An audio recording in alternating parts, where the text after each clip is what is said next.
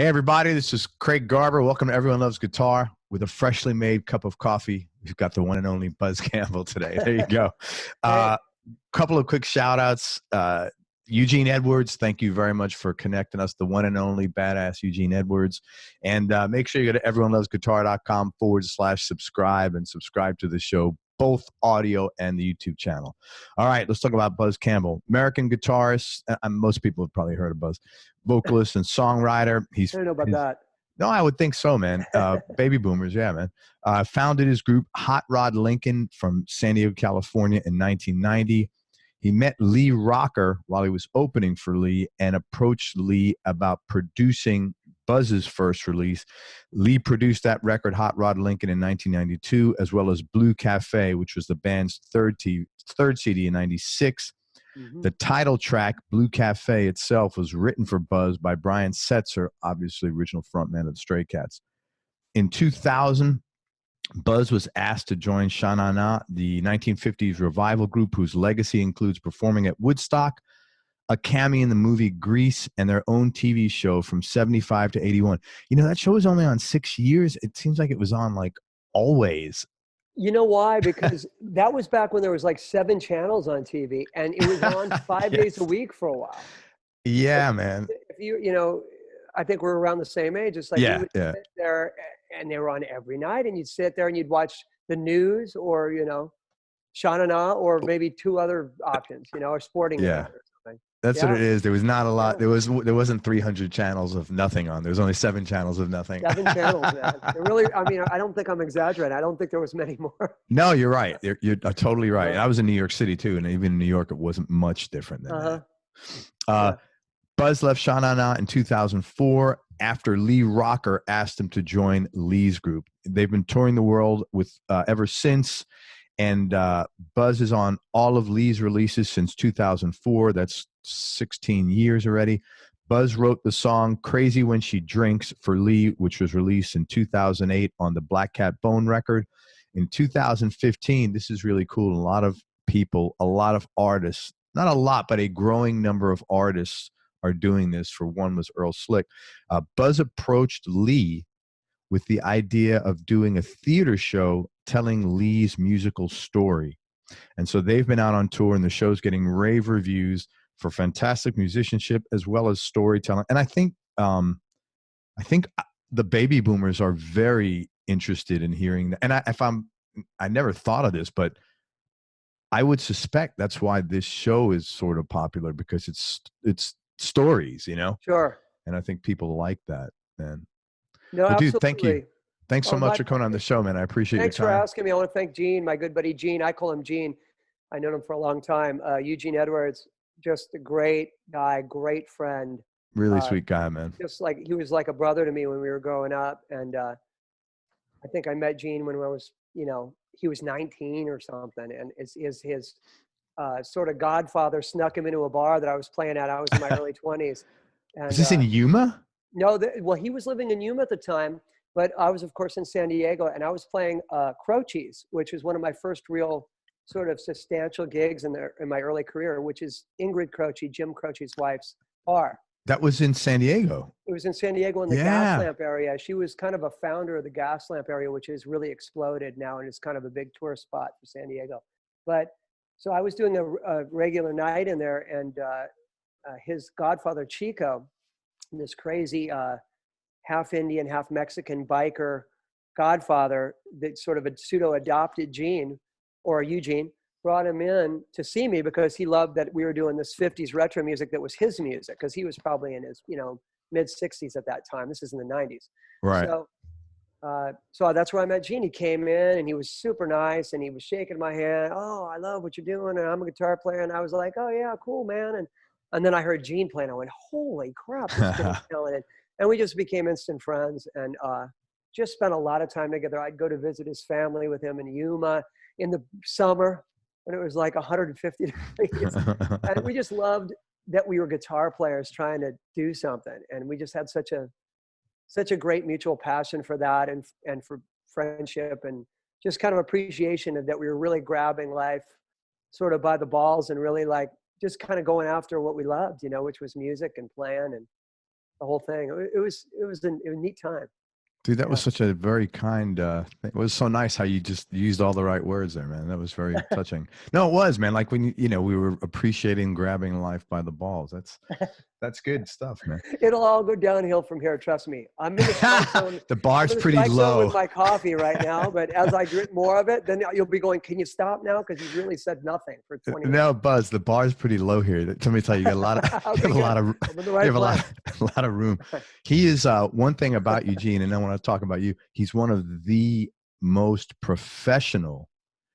Just as a guitar player, he is so professional. His demeanor, how he thinks about things, not just his where his place is, but his as a sideman, he really understands it well, and he's extremely courteous and respectful to whatever artist is playing for. And I was so impressed by him, man. So. Yeah, he's like that sort of Gene in general. You know, Gene, when I met him, he was just the most disciplined, together guy. He was way more together than I was, like musically as well as just mentally. He was very disciplined. He didn't drink. He didn't really get too out of control or make lots of stupid decisions like I did at that time. You know, he was really together. Like and most really of us did. Yeah. And he really knew what he wanted to do for a long time, which was always really impressive to me. I remember him telling me a story about how he was 6 years old when he knew he wanted to be a professional guitar player. Yeah. I couldn't even fathom thinking about what I wanted to do at 6, much less doing what I thought I would do. Yeah. And I was always blown away by all of that with him. Just a smart, intelligent, really just kind of focused guy. He was a good influence, you know. Very cool. Yeah. Gene, you got to cut this part out and put it in your website or something. This is great PR for you, brother. Let's talk about you, man. So, how'd you first get started in the music business, and what was like your first break? Well, I was always really interested in music, I guess, but it was never something I took seriously. My mother and my father are both. My mother was very scholastic. She was a teacher, school teacher, very smart. My father wanted to be a lawyer, and actually became an FBI agent. And Holy was an crap. FBI agent forever. And so they were both very scholastic, school people, good students, you know, everything that I wasn't. I was distracted by surfing and music, and didn't ever want to do my homework or anything. So I always was real, but both my grandfathers were good musicians, even though they were professionals. My Italian grandfather played all these different instruments. My grandfather and grandmother on my father's side played piano and organ, and you know, and it was that time period too where people entertain themselves by, you know, playing music in the home. But I definitely got those genes from them. Always had an interest in music, but never took it seriously. Never thought you could even make a living doing it. It was just something I enjoyed. I started picking up guitar around 13, 14, right before high school. And then just started playing, but it was really just a labor of love. I started on the beaches, really. I was sort of trying to entertain my friends after we would surf. You know, we would surf, a gigantic, passionate surfer. That was my big love and a big escape for me. Because family life was tough. My mother was really ill when I was young. I feel like I'm already going all over the place, but I'm just no, man. This is great. What happened? Okay. If you're comfortable. My mother had cancer when I was. I found out when I was 7, and she passed away when I was 17. Oh so my childhood was a lot of dealing with that and escaping it as much as I could by doing things that just kind of got me to forget about it. And surfing was one of those things, and music was another.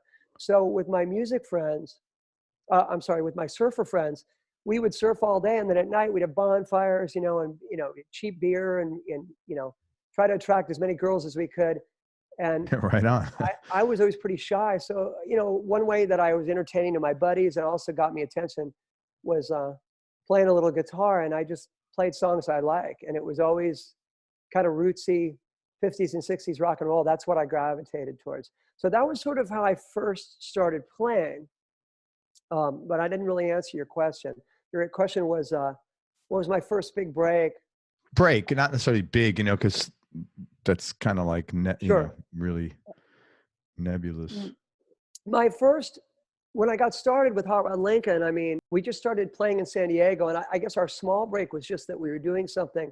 It was 1990, 1991, and it was so different for somebody to be playing kind of 50s rock and roll, rockabilly influenced music. Everybody was into Nirvana at that time. Yeah. And rockabilly had kind of just, not just, but maybe only like 5 or 6 years ago, the Stray Cats were hitting in the mid 80s with it. And then it kind of had died recently. So it was kind of strange for somebody to It was quick.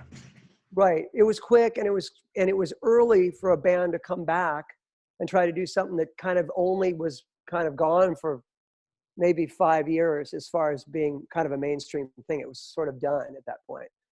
But none of it had anything to do with that, because I so didn't have my pulse on what was going on ever. I was always just into what I was into, which was old rock and roll and rockabilly, you know.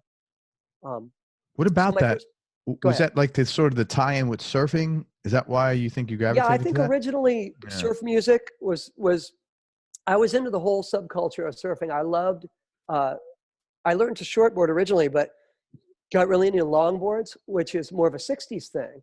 And that also tied into 60s music. I think some of the first music I really got into were the Beach Boys. Sure. And the Ventures and all that surf music. And I think I was exposed to that through watching some of those old surf films and hearing it. And then, of course, the guitar is so suited for surf music. And I got into that. And I have an uncle, my Uncle Carmen, who gave me all his old Beatles albums. And I really fell in love with them. So I had the original early Beatles albums. And I just played them till they wore out. I mean, I just was fascinated by the sound that they had. And I started to realize that a lot of that music that they were doing at that time was covers of 50s guys like Carl Perkins, you know? Yeah. And so then I started to kind of research even further back. And that's when I really got just grabbed by the sound and the look of all those 50s guys, Little Richard, Jerry Lee Lewis, Elvis, Gene Vincent, Buddy Holly. I mean, I just was mesmerized by those guys. And also I really liked that they were super different than everything that I was seeing that existed at the time. People had longer, grungy hair and all that. These guys were all clean cut with these, you know. You're still like that, man. You're still pulling it off. You look great, dude. You don't look, I mean, like, I think we're probably the same age. You look like you're 20 years younger. Well, bless your heart. I got the right lighting going on. I did everything I could. But yeah, it's a lot of smoke and mirrors, but thank you. Thank you. Yeah. Man, I'm really sorry about your mom. That my wife had cancer in 98. Thank God she's okay. Ooh. But that is just as a young kid to process all that shit. That's heavy, man. It was gut wrenching, and it definitely shaped the way I decided to live my life, and probably partly responsible for. No, talk about that. Yeah. Yeah. I mean, I really became. I just decided at that moment, I'm going to do whatever I want to do because it could all be gone tomorrow. My mother was, it's weird. My mother was younger than I am now. So that's a weird feeling. I think she was 48 when she passed. Her birthday was actually yesterday, the 20th.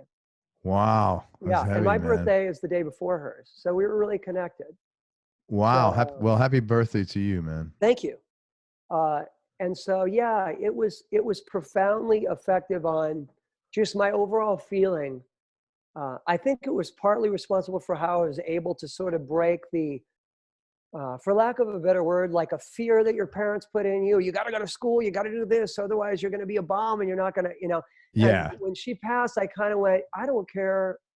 I'm living for today. And that is kind of that kind of crazy abandonment I think that you need to really go for it in music, because it's such a crapshoot, you know. Wow, man. Thank you for sharing that. Sure. So a couple of questions. I think that's the kind of abandonment you need to go for anything when it comes down to it, you know? Agreed. Well, you were able to typically most people who are in a situation where they're like, you know, okay, fuck it, I'm going to live for today because I don't know that tomorrow's going to be here. And you had a very valid, logical tangible reason for feeling that way, but you didn't get out of control, or did you? I certainly had my downward spirals. I've always been As you get older, you meet a lot of different types of people, especially I think at this age.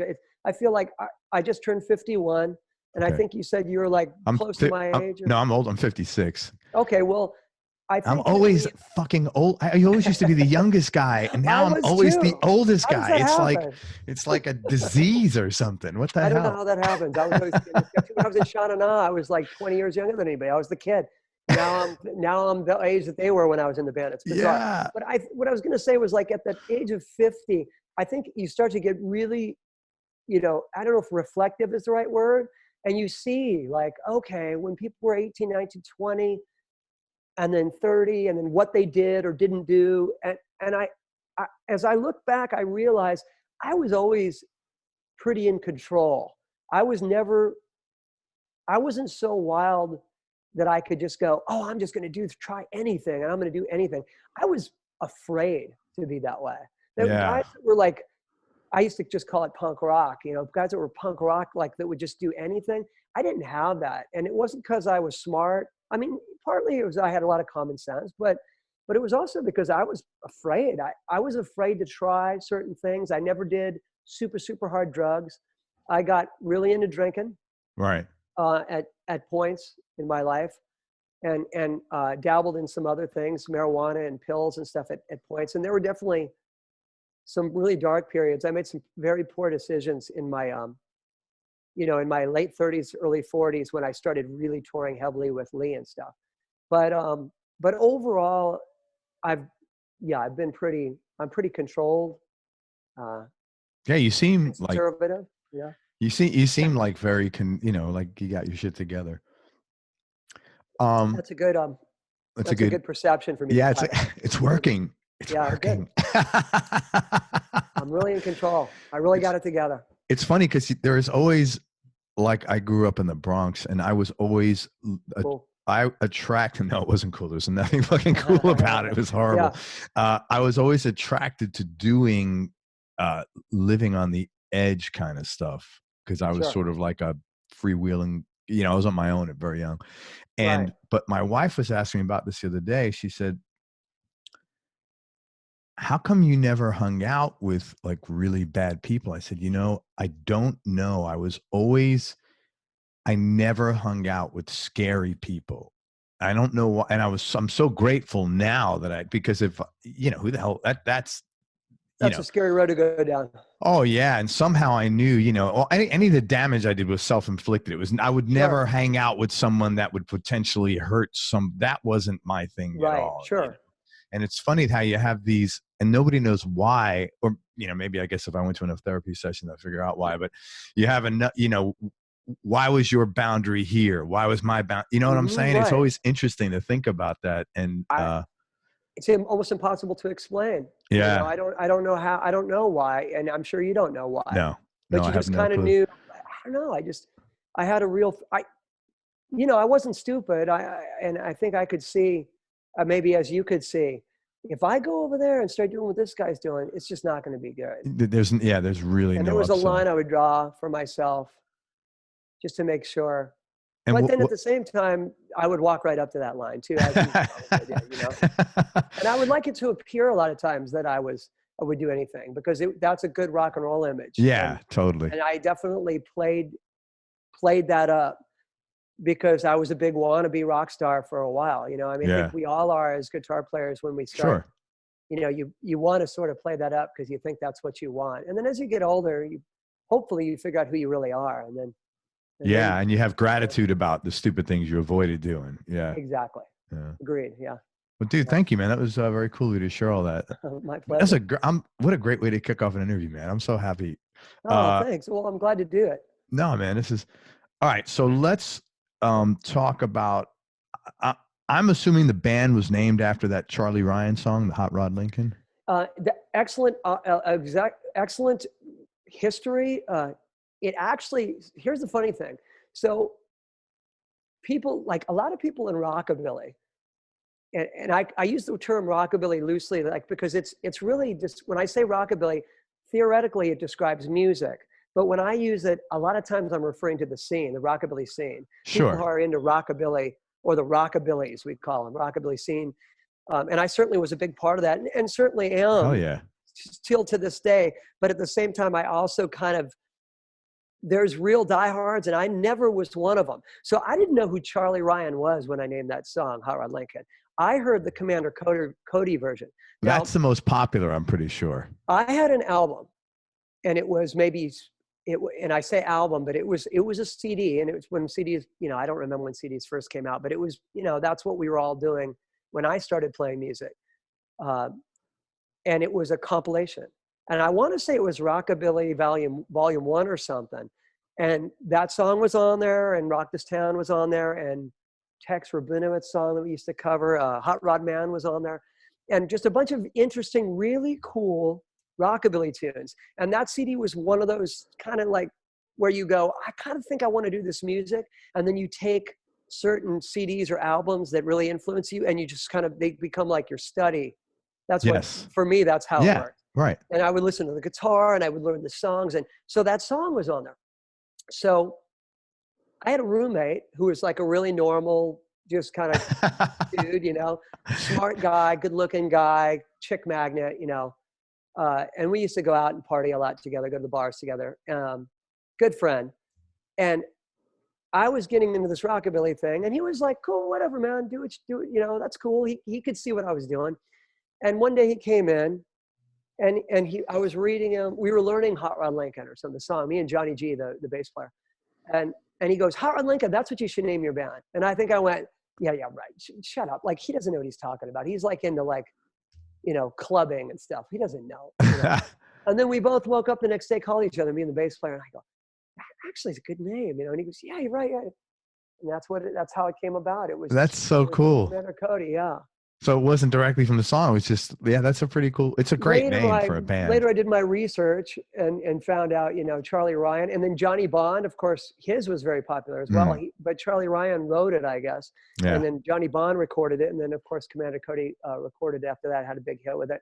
And I guess the segue to that story is many years later, I was playing Croce's, which I mentioned, that bar downtown San Diego.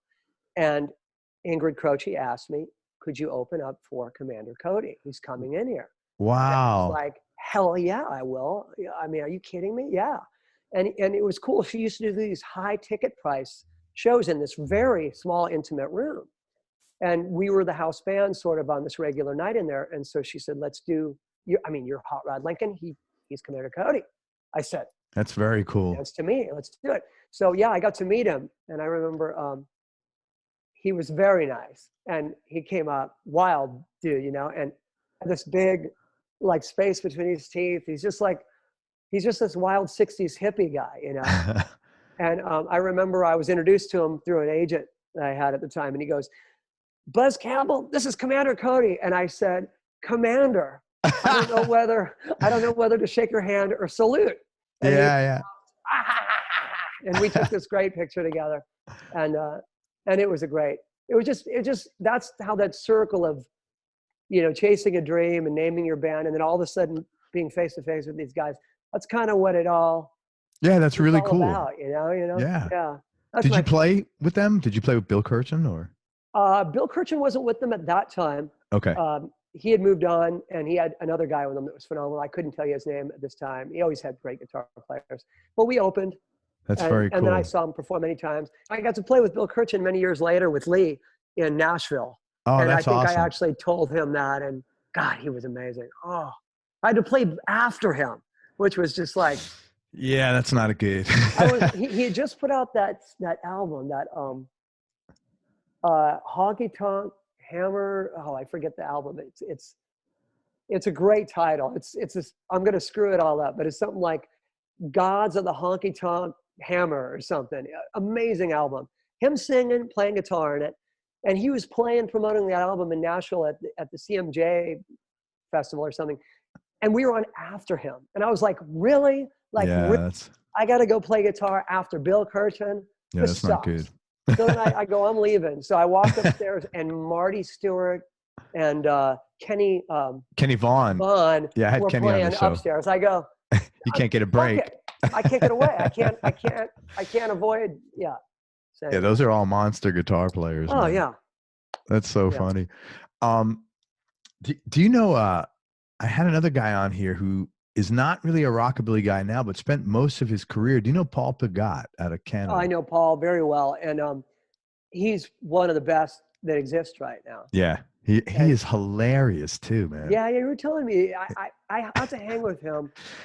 He's great. I feel like I'm interrupting you. I didn't mean to interrupt. No, man, dude, this is great. You're not, no, no. I love. It's your interview. Thanks. I love Paul. I met Paul on my first tour with Lee through Vancouver, and Cousin Harley was the opening act. Oh, And cool. they were the first gig we had, and I went, if everybody else is as good as this damn guy on guitar, I am screwed. But I went afterwards. I never heard of him. It was like kind of right before everybody heard of him. Right. Like, because he had a moment where he was like in Vancouver, and then he sort of hooked up with Gretsch, and then everybody heard of him after that.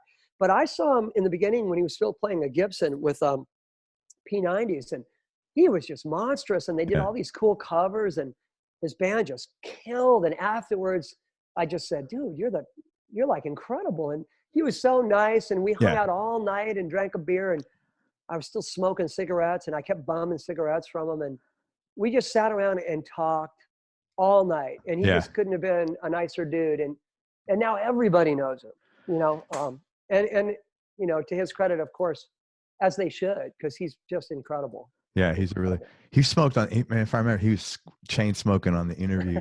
It was like real early in the morning. He goes, I got my morning voice. I said, well, it doesn't hurt that you had like 8 cigarettes in the last 10 minutes, Paul. You know, that I remember rolling our own, if I'm not mistaken. Really? I think. I don't remember. He also had a career as a punk guy. I don't know if you knew this. He there's some islands off the west coast of Canada. And he lived there, and like hardcore punk he was doing for a while. I didn't know that. Yeah, he's got like sevevel alternatives. Several lives, several, like Cousin Harley, and he's got a bunch of other ones there besides Paul Pagat. He's an interesting cat and a hell of a nice dude. Yeah. Well, I'm glad you know him because he's a good guy. Man. He's a super talent. Everybody knows him. Okay, so let me ask you about some of the folks you've played with as a sideman. Tell me how you got the gig, and if there's a funny or cool or interesting story.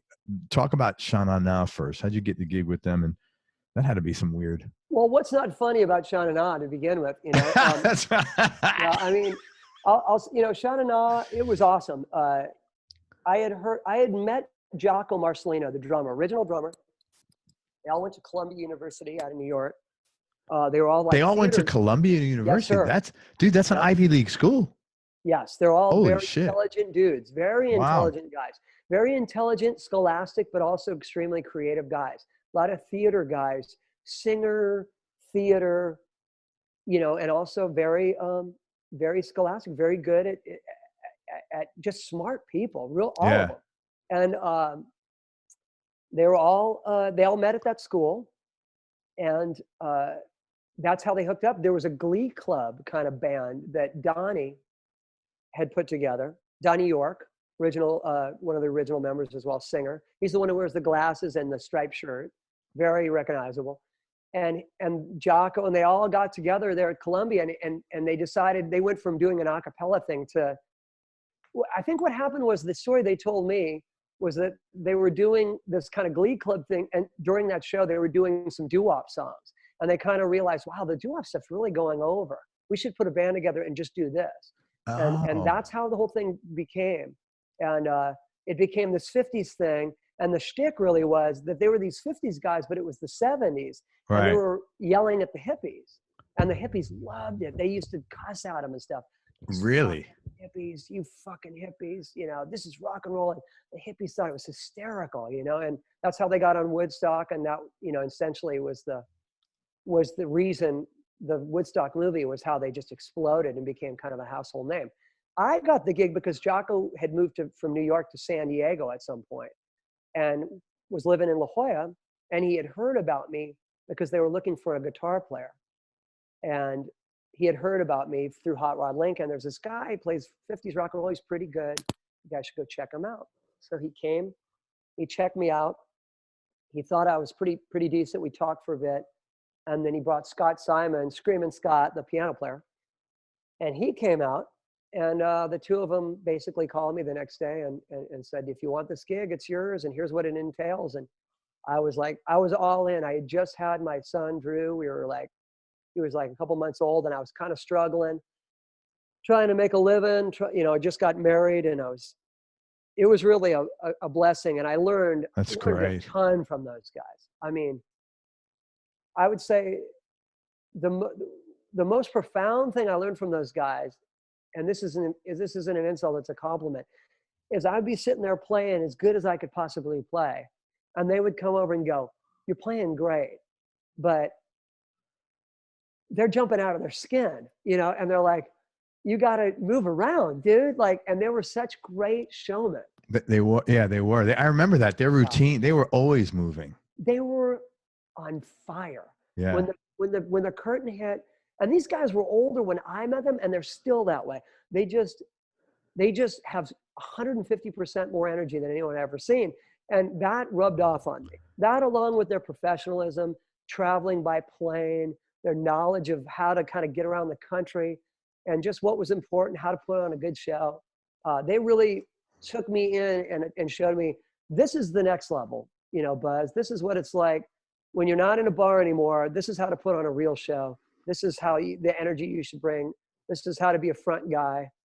And it gave me some small sliver of celebrity because I was associated with them. The fan base began to know me, and I would go out and sign autographs on a different level. And that's a cool. Different experience. That's nice. It was nice. And it's something like, it's not, you don't just do it, like you kind of learn how to do it. And I learned a lot from watching them do it, and how to be gracious and how to say the right things and how not to.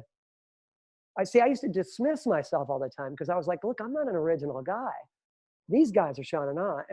And Jocko pulled me aside one day and he goes, but he's got this big New York voice.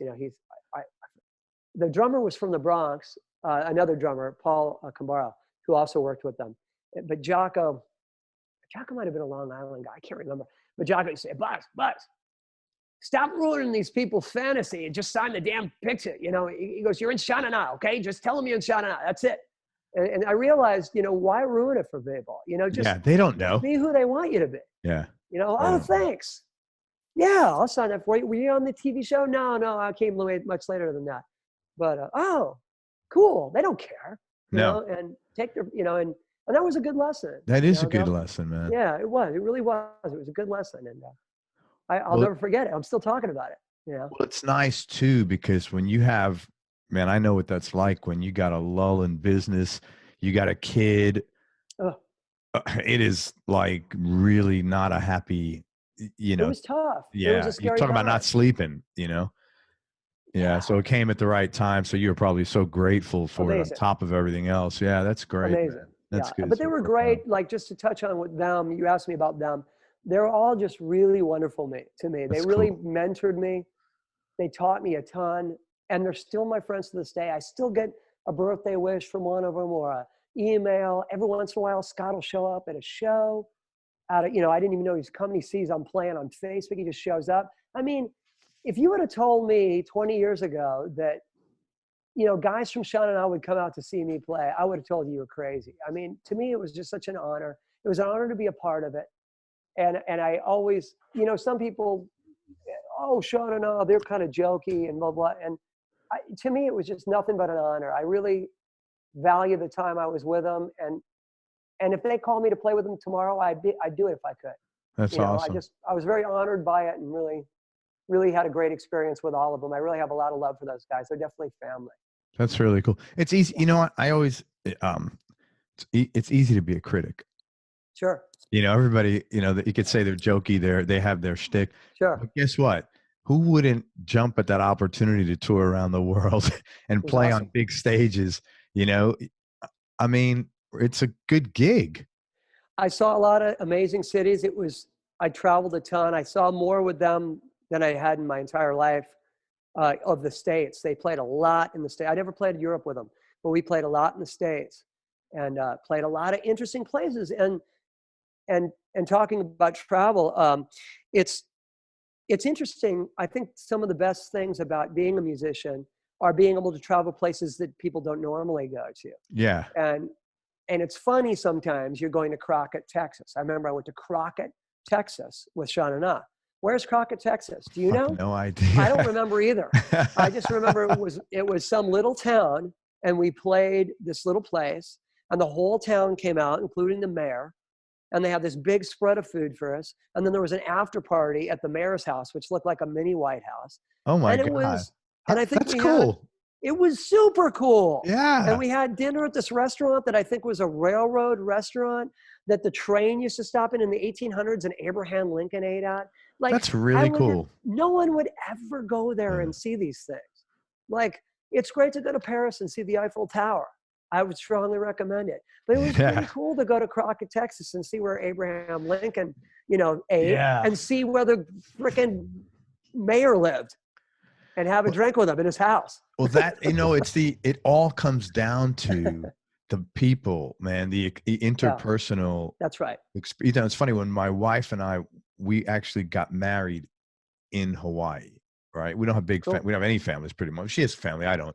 But so we sort of went there and eloped. And so I'm like, hey, I'm arranging what we're doing today. So she goes, where are you going? I said, well, we're going to this little, basically like old Hawaiian diner. It's not very glamorous, but I want to see the people, man. I want to go there and see, like, I don't want to go to I'm not paying $300 to eat lunch at a hotel with nobody from Hawaii. I want to go and, like, I'm there. See what it's really like. Yeah. Yes. That's what I want to see. Cause that's right.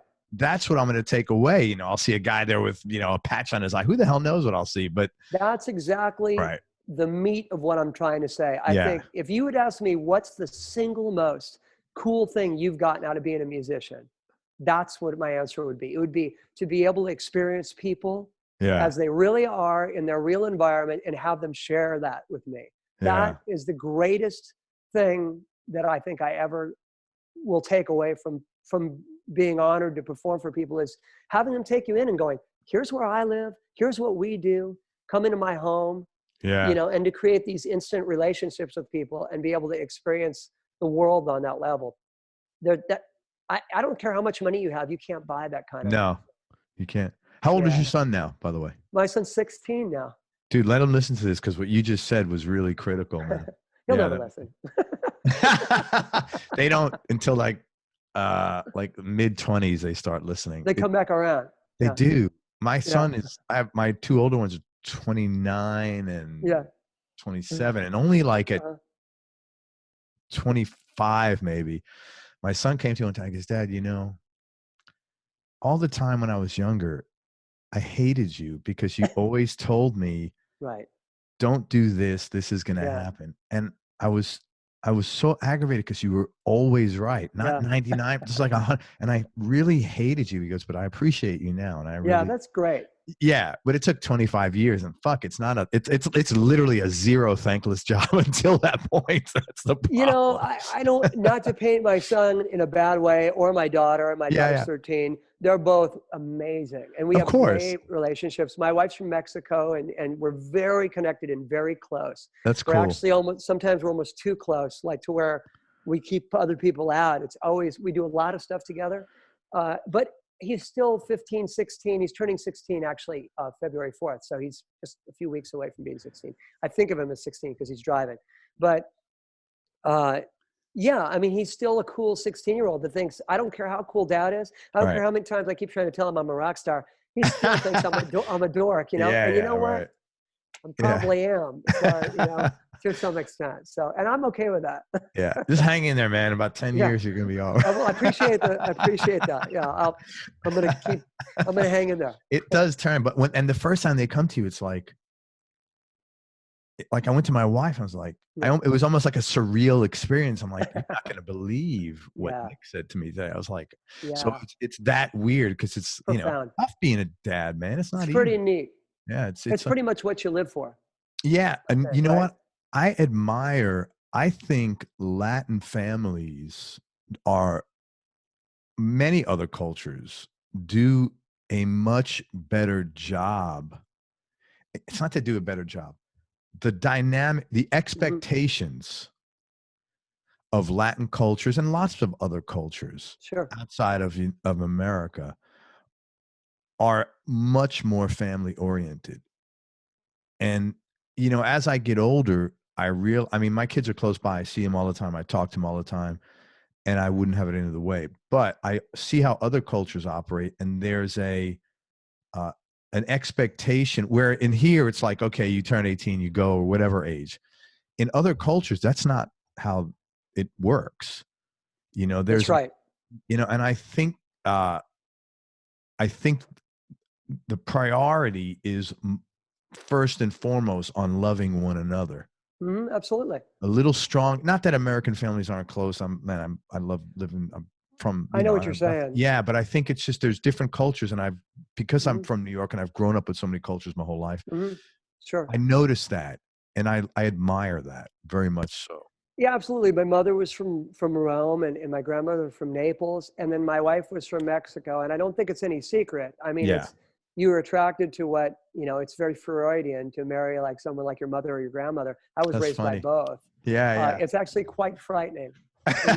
When I look at the pictures of my mother and my wife, I go, it's not just, it's creepy. Really? Yeah, They and look there's dissimilar. so many similar. My wife is the combination of my grandmother and my mother. Wow. And my grandmother and my mother both equally raised me because my mother passed away, and my Sure. grandmother stepped in and helped raise me before she passed away. So I definitely had equal time with both of them. And and if you look at my wife, I swear you couldn't find a person that's more both of them. That's than she. awesome, man. Well, it means you had a good And it's like what you're saying. I think I was attracted to, I wanted that Latin sort of upbringing that I had. Yeah. You know, and yeah. Right on, man. Good for you. Yeah. I'm happy for you. Well, there's a downside. My wife is all over me, you know. All good. Yeah, that's right. She goes Latin on me. I don't know how else to. Anybody who's Mexican who's listening to this knows what I'm talking about. I married a Latin woman. On you. They'll love you like nobody else, and they'll get you like nobody else. Roller coaster. I wanted the e-ticket ride, and that's what I got. Yeah, but you know, I think like if you're together X amount of years, man, it's just like that. You know, it's not easy being in a relationship. It's not easy staying in a relationship. You got to work. You got to compromise. You got to give and take. You got to, you know, learn how to get your vibe, man. And that's another thing. Once the kids leave, it gets a lot easier too. Or at that's least what I hear. Yeah, for us it did. Might be easier for her to leave though. Once they're gone, she might go, okay, I'm done with you. No, you know, I see a lot of that now, man. Like, it's pretty prolific. People, you know, the kids are gone, and like, you're looking at each other on a Sunday morning. It's just you two. If that doesn't work, you got problems. Either it works out or it doesn't at that point. Yeah, and it's pretty common, man. So we'll see. You'll be fine. I can tell. I hope so. Lee Rocker. So you hooked up with Lee. You guys met when you opened for him. I met up really early with Lee. He was one of the first big rock stars, and gigantically influenced, you know, than anyone. So it was incredible to meet him because the Stray Cats single-handedly were the reason I pursued it. I was really into all those early rock stars, all those early rock guys. You know, I was into, you know, like I said, I listened to early Beatles records, but Carl Perkins and Jerry Lee Lewis, profoundly influential. You know, Gene Vincent, Buddy Holly, profoundly, to the point of where I almost think I married a Mexican girl also because of Buddy Holly. There you go. I was, you know, I mean, there was Buddy Holly's glasses. Yeah, I mean, it's not an accident. You know what I mean? I mean, he is still a huge influence. But the Stray Cats, I saw them. You know, my girlfriend at the time took me to see them on my birthday. I think it was my 21st. And I saw them, and I just had never heard three guys to make more noise and rock harder than these three guys. And I literally dropped out of school the next day and started pursuing music full time. You were in college and you dropped out of college? I was in college. I didn't know what I wanted to do. I was bailing out of classes and going into the piano room, trying to learn to play boogie like Jerry Lee. I really wanted to put a band together. I was just kind of half-assing it through my classes. It was like my second or third semester in community college. Didn't want to be there. And I saw the Stray Cats and I said, fuck it. I'm dropping out of school. I'm starting a band. And I'll work at Price Club, which was where I was working at the time. Was that like a supermarket? Yep, the Price Club, Okay. which used to be, now is Costco. Costco. Okay, yeah. But it used to be called Price Club, and I worked at the first one. And I was I bagged groceries and made decent money doing that because it was a good company to work for. Yeah. And started a band, started playing music. And I figured if I could just become a full-time guy doing this blue collar job at Price Club, because it was a good company to stay with. A lot of people were lifers there. Yeah. And play music on the weekend, I could probably be happy. And that was my original goal. Maybe I could just have a little hobby of a band and play on weekends. And that was my original goal. And the Stray Cats were the reason that I stopped going to college. And so when Lee hired me, I said, it's a good thing you gave me a job because I pretty much threw away my life because of you guys. And he laughed and said, okay, well, good. Yeah. But yeah, I met him in 91, opened up for him. We were at a bar, a little bar called Bodie's. It was where all the rockabilly bands played in San Diego. He had a band at the time called Big Blue, which was a blues project he was working on. And I opened for him. I went to the bar to get a drink, like as I did after, my shot of Jack at the time. I became a tequila guy later, but it was Jack and beer. And I was ordering a Jack, trying to be a cool guy. And somebody tapped me on the shoulder, and it was Lee. And I turned around, and it was Lee Rocker, Stray Cats. And he goes, hey, I really liked your set. And I looked at him as cool as I could with my drink. And I put my drink down, and I went, I'm not worthy. And I just completely lost all cool and just said, you're the only reason I play music. And, and he was really nice. That's cool. And he went on to play a great show. And then afterwards we hung out and talked about, hey, I want to do an album. And he goes, well, I'm starting to produce. And I said, can I get your number? Maybe you'll produce us. And he goes, yeah. And somehow Lee Rocker of the Stray Cats gave me his number and produced my first album. And I still to this day don't understand why. Because at the time, there was just so many bands that were just so much better than us. And I just don't but I don't know, he felt comfortable and he gave me his number. And yeah, but you know how music works. It's like, do I like this person? Yeah. And everybody that's a big star, most of especially now, but even back then, most of them are not assholes. They're very regular. They're no different than you. They're worried about their kids and their bills. That's right. And, and their health and all that shit and getting another gig. I mean, that's been my experience. Mine as well. With this show, everybody's just pretty normal, especially nowadays. Here's the advice we can give people. If you want to meet somebody famous or somebody that you admire and stuff, here's the advice. If you get the opportunity to stand in front of them, just talk to them like a normal person. Yeah. It's the stupidest thing to say. It sounds so rudimentary. But I think that I've met a lot of very, very, super, super famous people. And I found that just talking to them normally and trying to keep my own cool, even though inside I'm freaking out, has been the best approach. And a lot of them are very normal. And and if you make them feel normal, they'll act normal and they'll talk to you like anybody. That's it. If you're goo goo gaga over somebody, then they're going to be like, oh my God. It's uncomfortable. Yeah. Yeah. And they get that a lot. Yeah. I get that a lot. They don't get, hey, you have kids? Yeah, I do actually. And they want to talk about their kids. Yeah, of course they do. They got the same worries everybody else does, Exactly. Absolutely. But Lee was very sweet. And, like I said, he produced my first album and that was 27 years ago. So you've been friends a long ass time. He's one of the oldest friends I have. That's really nice, man. It's strange. Because that's really cool. If you, you did the math earlier, I think I've been playing with Lee almost 17 years. It'll be 17 years in April. I've been in his band. So I was friends with him for 10 years before that. So I didn't just meet Lee and get a gig with him. He watched me sort of develop as a guitar player. And then after 10 years of sort of seeing me really come into my own as a guitar player, start kind of getting to the point where he thought, hey, this guy would work good for me. He asked me, and it was a friend asking a friend, I mean, to me, it was Lee Rocker giving me a gigantic break, but it was still a friend of mine. It was a friend asking a friend. Yeah. Yeah. Hey, I want you to play with me. And that was another amazing day. That's really cool.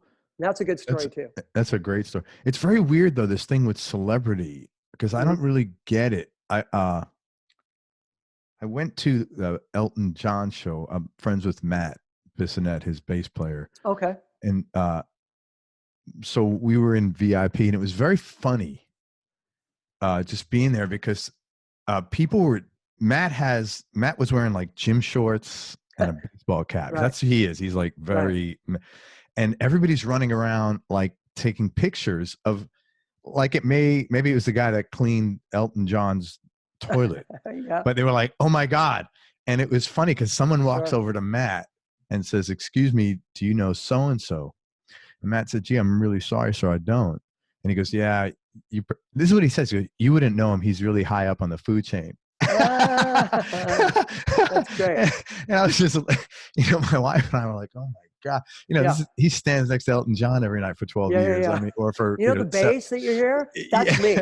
Yeah. But Matt, he would never say, well, he doesn't have to. No, but he doesn't have to. But this, he probably thought it was funny. He was cracking up. The three of us were hysterical. Oh, but it's this weird thing. It's almost like, I'm just my perception. It's almost like people feel celebrities are exempt from problems, sickness, stress. And I don't know where it's weird. And it's almost like, well, let me get your picture because some of that'll rub off on me. Like, I don't understand. It's very weird. Everybody's a person, like. Absolutely. Yeah. It's just bizarre. Yeah. Well, it's been I guess that's back to what I said before. You want to meet somebody that's really famous, or famous to you, that's got some notoriety, just treat them normally. I mean, that's a great approach. And if they're not normally back, then there's something wrong with them, and you're probably not going to do very well anyway. Right, 100%. Because 90%, 95% of all of the people that I was influenced by were very normal and very sweet to me when I met them, and it was normal. Totally, yeah. You just go up to someone after a set. Hey, man, you sounded great. I'd love to talk about your guitar tone for a second if you have a minute, whatever.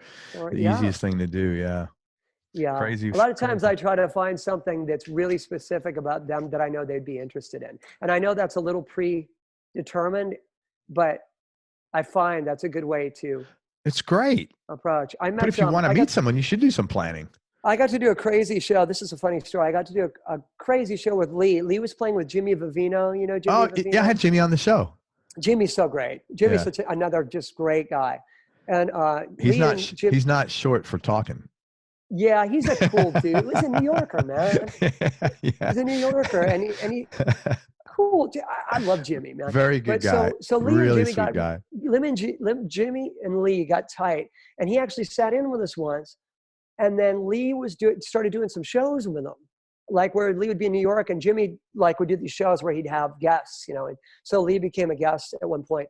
And Lee called me once to do a show, right? So we did the show at City Walk in New York. City Walk, is that what it's called? Do you know that place? City Winery? Maybe it's City Winery. That's it. Thank you. I'm sorry. City Winery. No, it's all good. You're right. It was City Winery. So I show up.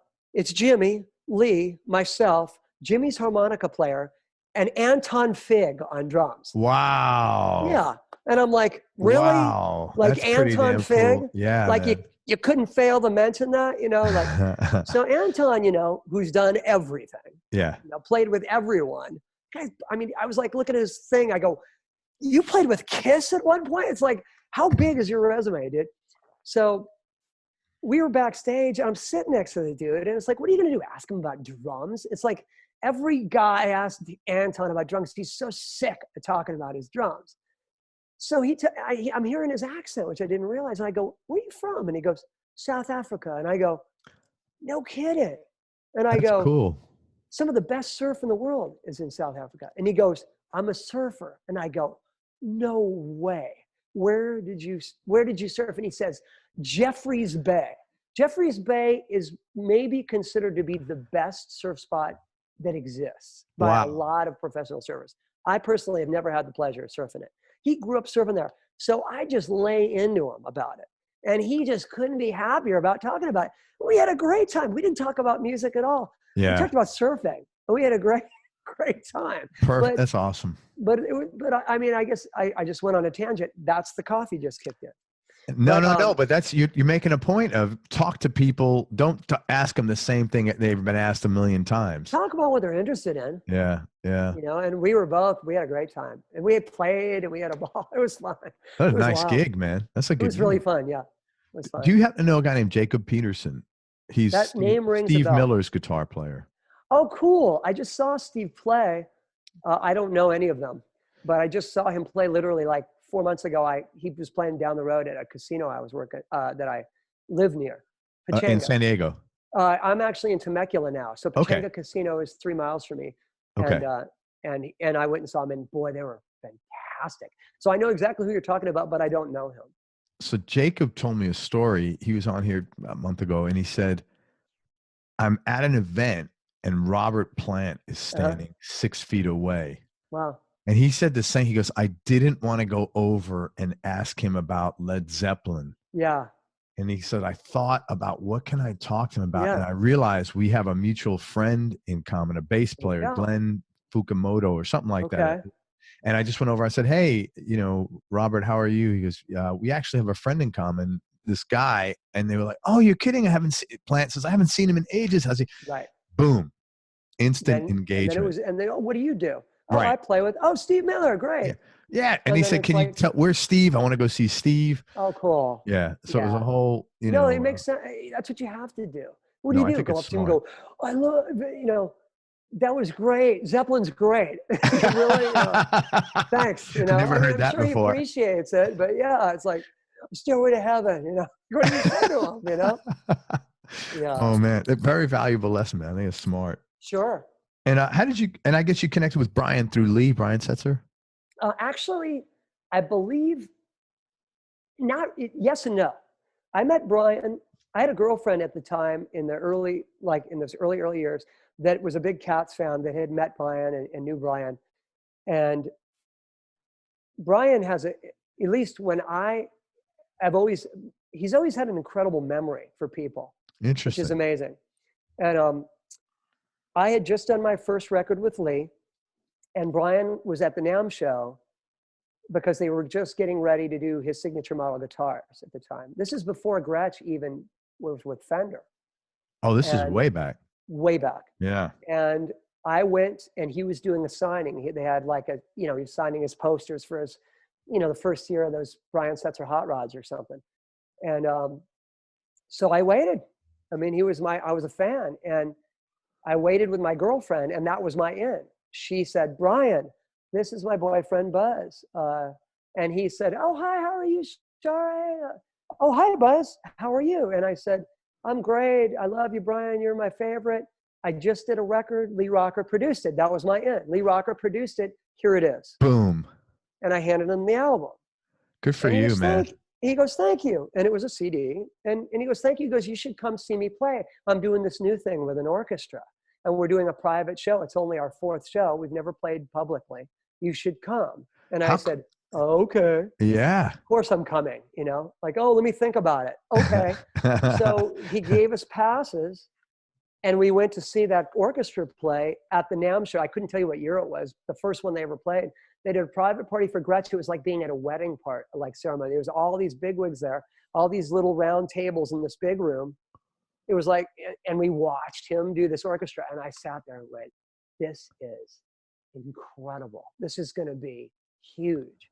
And I watched him, maybe the first time he was still just working it out. Wow. And then coincidentally talking about my connection with Brian. So I met Brian the second time. He was coming to San Diego to play with the orchestra. This was maybe a year or something later. I had given him the CD at NAMM show. Never talked to him since. And inside that CD, I wrote a special thank you to Brian, because he was probably the biggest influence on me at that time. Oh, you mean on the cover? Yeah, on the inside, on the liner notes. Oh, that was in there. Oh, wow. In the liner notes. And I wrote, hey, I especially want to say thanks, Brian Setzer, for all the influence, the Stray Cats, Brian in particular, to me personally, was just such a giant influence. I saw him play live, I don't think I said all that, but I basically was trying to say, I saw this guy dropped out of school. I just wanted to sound like him and play like him. And it's because of him that I'm doing this. And I put that in the liner notes. So he comes to San Diego and does a radio show, a very famous radio station out of San Diego called 91X. They do a radio giveaway on the air. Brian Setzer's coming, call now to get free tickets. My bass player, Johnny G, calls, gets through. They go, hey, you're coming, dude, come on in. And he goes, you gotta let me bring my guitar player, Buzz. This is before San Diego really knew Hot Rod Lincoln yet. We were just getting going. And they're like, no. You won, that's it. I don't know how Johnny G, God bless him, talked my way in there. But they finally go, fine, bring him. So I showed up. And I stood there waiting for Brian to come in. I'm in the studio now. Flash forward, I'm in the studio waiting for Brian to show up for this radio interview. And I'm sitting there in my head. All right, I met you at NAMM, and I gave you the CD, and my girlfriend was Charlene, and you know her, and Lee produced my CD, and I handed it to you, and then you invited me to the show. I had all these things I was going to tell him. And Brian walks in, looks up at me, and goes, Buzz, how you doing, man? Hey, thanks for the CD. That was a really nice dedication, man. Thanks a lot. How you been? And I went, wow. I stood there, and it felt like 5 minutes of me being frozen and dumbfounded. And I went, and then somehow snapped out of it and went, hi, Brian. Nice to see you. Oh, that's so cool that you read the liner notes. This is so-and-so. And yeah. So what was your question? How did I meet him? That's how I met him. Yeah. That was really cool. He listened to the record and read the liner notes. And to his credit, remembered my name, which I couldn't fucking believe. Yeah, but to your credit, you made that happen. Yeah, I mean. You gave him the fucking CD. Yeah, but I mean, he didn't go and say, "Oh, let me look him up." Huh? They're like coasters. But if you didn't do that, that wouldn't have happened. I give you credit because that's like, to my credit. Yeah, I gave credit where credit was due. I thanked Brian for the influence. I didn't deny the fact that he was just humongously an influential person, and I wanted to let people know that. And he read it, and then we had a real connection that day. Yeah. That was there's certain moments in your life where you have certain things that happen. And that was one with Brian. We were outside afterwards, walking, because the show had ended, and we were just walking. And the guy was just giving me time, and we were walking in the parking lot. He was checking out some of the hot rod guys that I knew that came and showed up, checking out their cars. And Brian was a real blue collar, come on out, hang out with the regular dudes guy. To his credit, I really was very influenced by that. I watched him do that. I said, if I ever get in a position where people care who I am, I'm going to make sure I'm like him. Yeah. Because he was so sweet to me. And so we were walking, and that was the moment where I said, I'm going to gush. And I turned to him and I just said, man, you were just like the biggest influence. And, and I got emotional, and I could see that he could tell. And from that moment on, he was just nothing but helpful to me. Throughout my career, he wrote me a song. He always, I don't know, he was just supportive, very supportive. That's really nice, man. It was a neat moment. That's really cool. Yeah. What made you get the courage to get, or was it really just you wanted to share with him that the thank you part? Was that your driving factor and why you gave him the CD? Yeah, it was the thank you part. Yeah. Well, it's funny, at the time, he was just getting ready to work on put those guitars out. And the big problem with all those guitars was that they were the pickups. Gretsch had put out guitars and they weren't happening. And it was because they made the pickups look right, but not sound right. So he just hooked up with that new guy, TV Jones, who everybody knows now. Yeah. Pickups. And him and TV, like he was with TV and Tom, and the two of them were like, Brian was involved in it, but Tom's the brains behind the he's a pickup winder. The pickup guy. Yeah. And he was like reverse engineering the old pickups and finding out what they were made of. And Brian was like, these got to go into my guitar. So I was asking him, I got a Gretsch. It doesn't sound anything like yours. Why? And he goes, you got a 90s one. They don't have the right pickups in them. And that day I gushed to him about how I said, okay, I'm gonna write down that name and get those pickups someday. And I gushed to him that day. And then it was a really wild moment. And then we shook hands and left. And then I got home And he called my house, and there was a message from him on my message machine. And he said, "Hey, Buzz, it's Brian. Hey, man, that was cool. Good to see you today. Hey, you know what? I got a set of those pickups, man. I'm going to give them to you. I'm going to give them to you." And he gave me like the 6th set of them ever made. They're like prototypes. Holy the original smokes. TV Jones Filtertrons. I put them in my guitar. How do they sound? Sounded like a Gretsch. Wow. I couldn't believe it. And everybody, so the next cool. question, you can ask me the next question. I don't know if you're going to ask me. The next question is, what happened to the pickups? Well, you probably, what, in a moment of desperation, you put them on eBay? No, but yeah. I'm just kidding. Yes and no. I paid them forward. I gave them to a kid who was really influenced by Brian and by me, who needed a Gretsch guitar. And they were in this guitar that I had that I wasn't really playing anymore. And I sold it to him cheap and said, "Hey, by the way, those pickups were given to me by Brian Setzer." Dude, that was like karmically a very good thing to do. Seemed like the right thing to do. I didn't Yeah, know. totally. I'm not a guy that collects every single thing that means something to me. There's a few things I have that mean something to me, but if I have what I need, I don't have every little thing. I'm not a hoarder. Yeah, I'm just saying I'm not material. I'm not attached to material things at all. Zero, not one little bit. Yeah. We had a bigger house one time. We moved it, and then I saw I just had so much crap, mostly like books.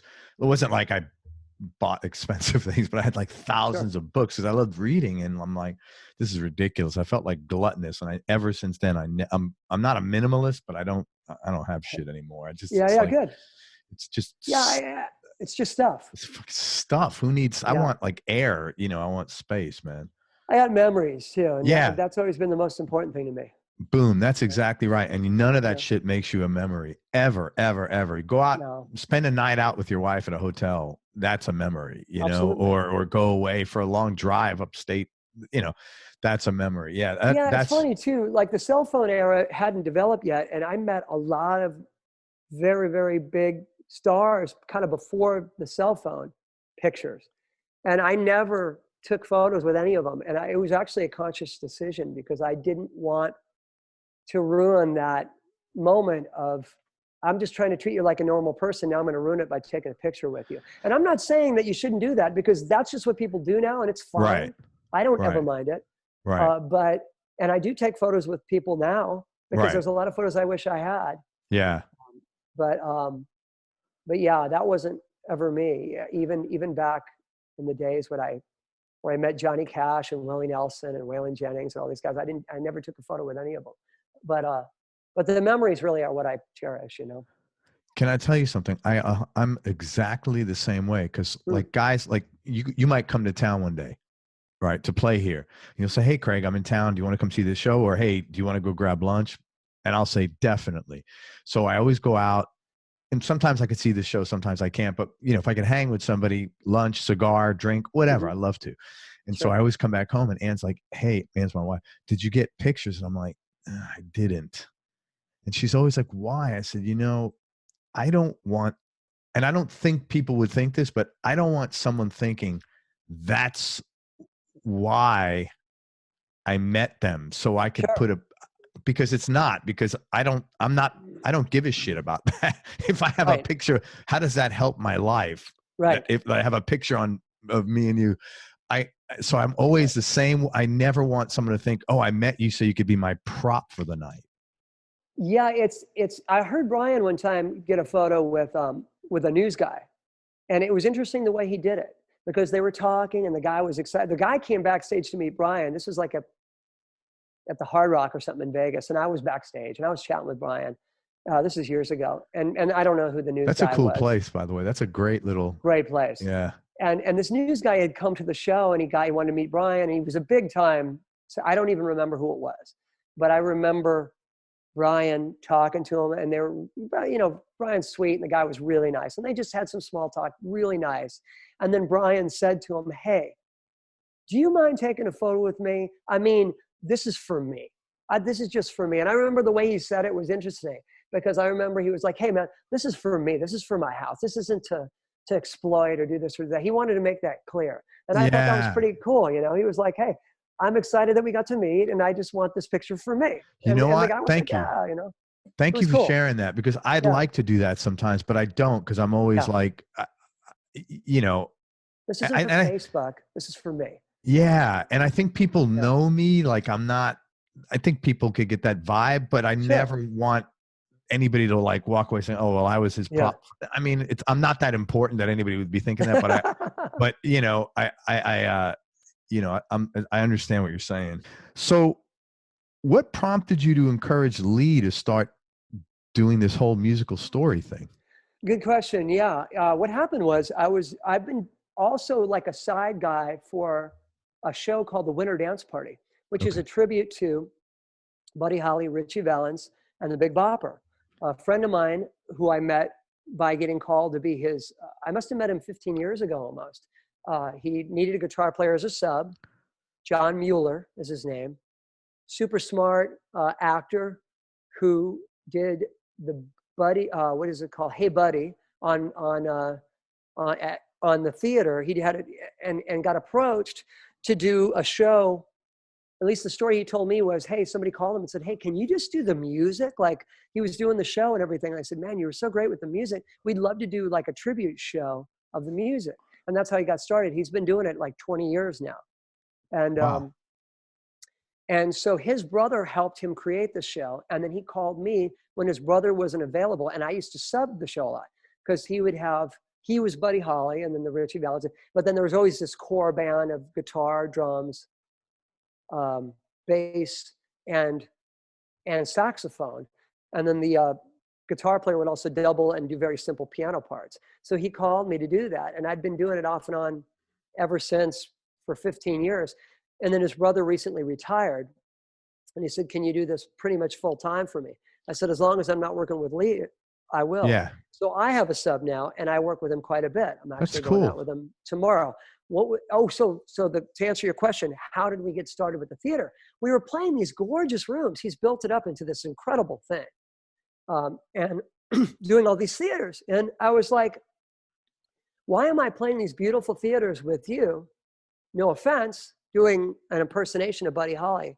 And then with Lee, we're like kind of playing like some festivals, which are cool, and like some smaller clubs and stuff. It didn't make sense. And he said, listen, this is what you need to be doing. And I go, well, how do you do that? Oh, so this guy Mueller, John Mueller said to me, yes, he said, this is exactly what you should be doing. I said, well, how do you do it? And we sat on the plane flight home from the gig. We sat next to each other. And he literally, for 2 hours on our flight home from wherever we were, kind of broke it down. And I asked him questions. And he said, look, he goes, Jersey Boys had just come out. Right. And he goes, think of Jersey Boys and have Lee do the Stray Cats version of Jersey Boys. Have him script it. Have him tell stories. Have him talk about a high point and a low point and resolve at the end. He goes, that's the way you kind of got to write your script. And have him talk about his career and have him have a backdrop with some slides, maybe some video. Sure. And then you need an agency that represents theaters. So that's where the seed was planted. So when I got home, I immediately got Lee on the horn. I said, Lee, we got to do this. This is what we got to do. And he liked the idea. And he said, let's do a meeting. And so then him and I and John had a lunch. And John sort of answered Lee's questions. And then kismically, he got a call from a band called the Highwaymen. Not the Highwaymen. The Hitmen. Okay. Which was this group that has worked with all these gigantic stars, and there's too many to list. And there are all these amazing side guys that have formed this 4-piece band that play theaters and tell their stories. They're represented by an agency called Bicoastal. Holy shit. So he randomly got this call. Randomly, right at the same time. The universe lets you know when you're in the right place sometimes, man. It really was. It really was. Everything lined up. These guys called Lee and said, we want you to do a cameo with the Highwaymen. The Hitmen. I'm thinking of Willie Nelson's band. The Hitmen. We want to do a cameo. And he goes, I'd be very open to that, but I'm glad you called because you're doing these theaters and I'm just trying to get my own project off the map. And they said, we'd be very interested. And they held our hand and showed us how to sort of get this process started, because the theater is a different medium and it's a different way to get booked and get seen. And they sort of little by little, that was maybe 3.5, 4 years ago. And it's turned into this thing, but it's been not a slow, but a gradual process. It didn't happen overnight, but it's really starting to take off. And the thing that I get the most joy out of is I think Lee really enjoys it. Yeah. Really we've always loved to play music together, but he really enjoys telling his story. He enjoys the captive audience that sits and really listens. And he enjoys sort of the, for lack of a better word, sort of the isolation of it in a way. It's a little bit better of a gig than just being in a bar with a bunch of people getting drunk, or being even at a festival, which is fun. We all because love you're engaged. People are engaged, man. They're like, it's a little more paying attention. It's like watching a movie. You're not screaming around. It's like when you do a jazz club. Every once in a while, I do a jazz club with Lee, and it's a sitting, listening, appreciative audience. And they really want to hear your stories and really want to listen to the music. That's what the theater is. And it's fun because people really, really want to just really listen to you. And it's okay that people want to get rowdy and rock out and go nuts too. I like that too. But he's done that for a long time. Yeah, yeah. So it's nice to tell his story. It's like, yeah, I've done a lot of stuff too. You know, Brian's done some stuff, you know, and not taking anything away from him. No one needs to. Everybody knows Brian's Brian. Yeah, yeah. And he did a lot of stuff too. He had his own, you know, his own band afterwards, Phantom Rocker and Slick. He had top. Well, let me ask you about that. Did Earl get because Earl's doing the same thing now, as I mentioned in the opening. Did Earl get that idea from Lee? I would not, I don't know anything about it, but it makes a hell of a lot of sense that he does it. And anybody from that era that's got the kind of resume that Earl or Lee or any of those guys have, because we all want to hear their story. Yeah, totally. You know? So it makes for, I'm glad to hear that. I mean, Earl Slick's amazing, and his resume is ridiculous. Yeah, his resume is pretty crazy. And if you go, hey, Earl Slick, you know, unless you're a real musician, like some people might go, who? Right. Dylan, Bowie, like, who else do I need to say? Yeah, yeah. You know, he played with Creedence Clearwater Revisited for a while. I mean, the guy's resume is ridiculous. And I'll listen to that guy's stories all day. He could talk. He's a good talker, man. Yeah, I haven't met him yet. He's a funny guy. You should listen to the interview. He's really funny. Lee loves him. Really really funny. I mean, yeah, cool. And he was chain smoking the whole time. He's a rocker, dude. He's a rock and roller. He's a cool dude. I hear a lot of fun stories through Lee about Earl. So I look forward to the day where I actually get to meet Earl because I feel like I know him through Lee. Oh, he's a funny motherfucker. Yeah. So how much music is played during the show, or is it like in between? Tons. Okay, tons. So that's great, man. So it's a concert with stories in between. Wow. Yeah. And a lot of the stories in between, you know, are prefaced by the songs, I should say, preface the stories. So people, it's neat. Like we do an Earl, for instance, we do an Earl Slick, you know, Phantom Rocker and Slick tune. And Lee talks about how Keith Richards came down to play on the record and that experience. He talked about that. Yeah. Yeah. He comes up and the whole thing. And people love it. And then we play the song, and the songs mean more when people hear what's behind them. Oh, hell yeah. Yeah. That's great, man. That's great. Of fun. I'm glad it's working out. And it's probably really nice venues you guys are in as well. Great rooms. I mean, theaters are wonderful, and they're kind of a dying thing. And the theaters need new things because the theater itself, you know, suffers from, you know, the times, you know. Absolutely. You know, like everything's media and everything's on the internet. Nobody's going to theater anymore. Yeah. So they needed artists that maybe have people that don't normally go to the theater to put together theater shows to get new people to come to the theater.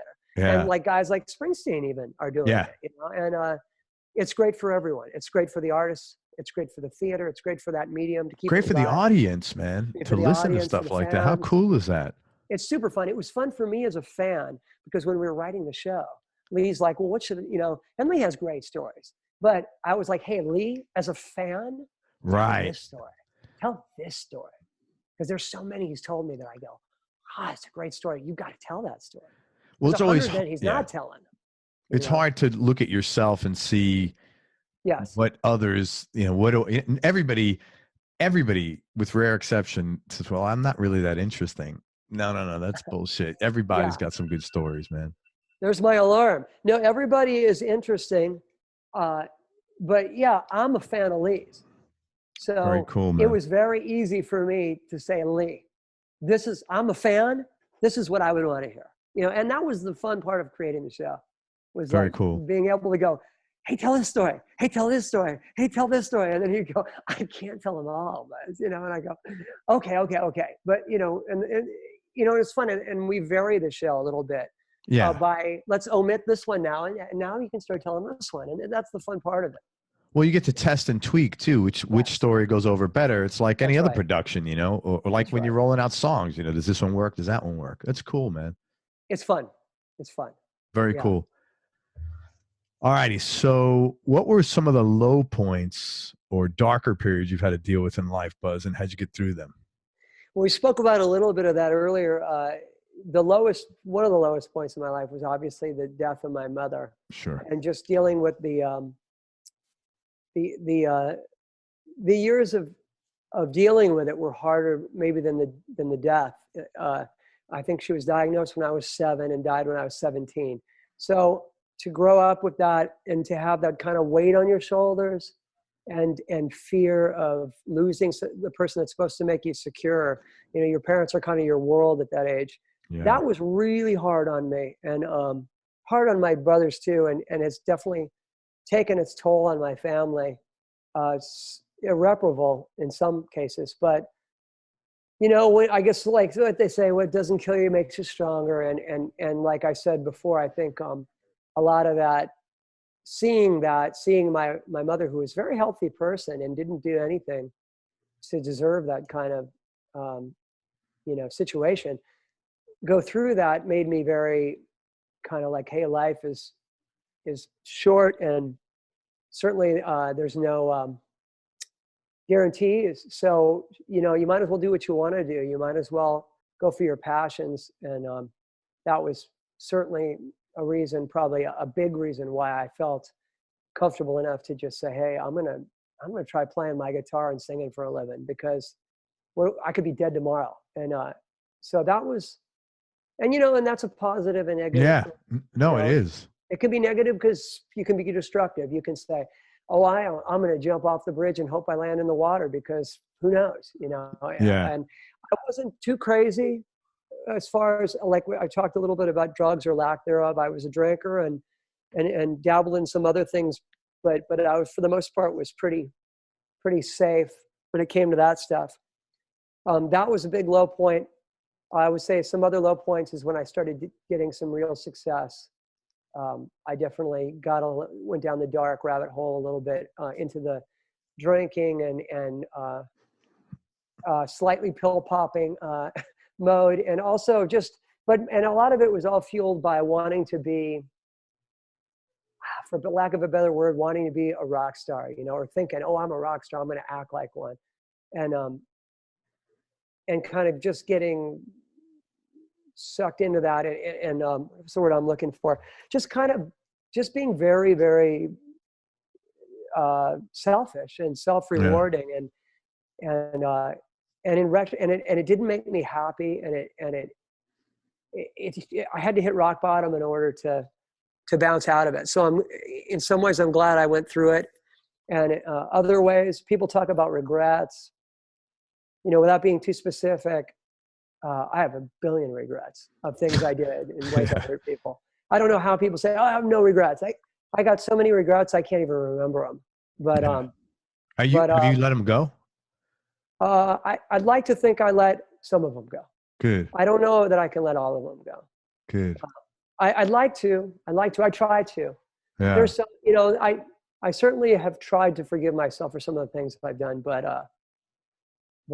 there's some things I don't know that I'm worthy of forgiving myself for. But anyway, all that being said, I do the best I can every day, and I think that's my way of trying to remedy and forgive myself and make it all positive.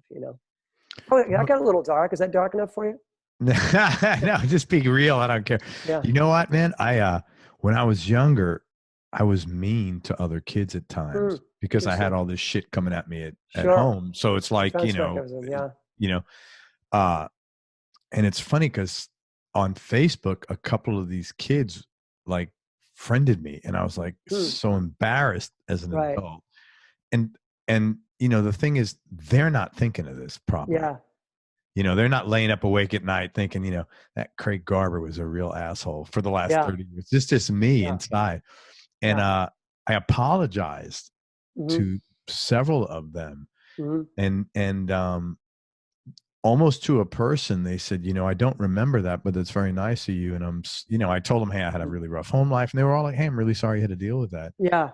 Yeah. And it's funny how, like, I was a prisoner of that. You know, nobody was lying in bed thinking about it. It taught me a lot. And I'm glad I apologized. I felt because it was the right thing to do. That was absolutely. That's a nice thing to do, to be able to tell people, you know, you're sorry for this or sorry for that. I certainly have welcomed many of that opportunity. And, and just because somebody says that they're okay with it is great. I mean, it's great to do that, and I'm all for it. And I'm very appreciative that people have given me that opportunity to do that. But at the same time, there's certain people that are closest to me that, in spite of the fact whether they forgive me or not, doesn't let me. I don't feel like I'm 100% absolved. No, I get it. Yeah, but all good. You know, good to do. I hope you will feel absolved, man. I hope you'll forgive yourself, man. Yeah, it's one less thing that we got to carry around in addition to all the shit we have to. Sure. Along those lines, anything, if you could go back and give young Buzz advice, assuming you would have listened, business, personal, career, whatever you want, is there anything you would have told yourself? You know, I tried to always be myself as a musician, and that was a good thing to do. But the problem, I think, not the problem, or maybe as I became a little more successful, you start to turn into the person that maybe people want you to be. And I think I would try to just be a little more true to who I really was always. Stylistically, you mean? I mean, everything. I mean, stylistically, I mean the way I behave, for instance. And I'm not, a lot of people who met me in the beginning and stuff, I have a pretty good reputation. And I'm not, you know, I haven't tried to sugarcoat anything, and I wouldn't do that either way. A lot of people always had good experiences meeting me because I was always very kind to people coming up. I would never try to rock star people or anything. But I think myself, I think there was many times where I was attempting to be this person that I really wasn't sometimes. You know, I'm going to be this cool guy, rock star guy who drinks and parties and does this and that. And, you know, in reality, once I found out who I really was, I realized I was very far from all those things, you know, which is where I am now. So if there's anything I would do, I would just continue to try to keep my head on straight, not just musically, but, you know, personally, you know.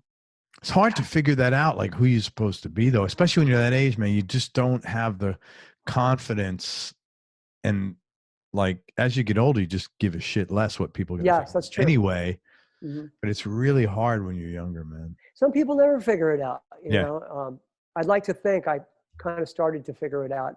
Yeah. You know, after doing some therapy and stuff, I really like kind of embraced who I was and was good with that. And you know, I hate to sound like a therapy Bible beater, but for me, it was life changing.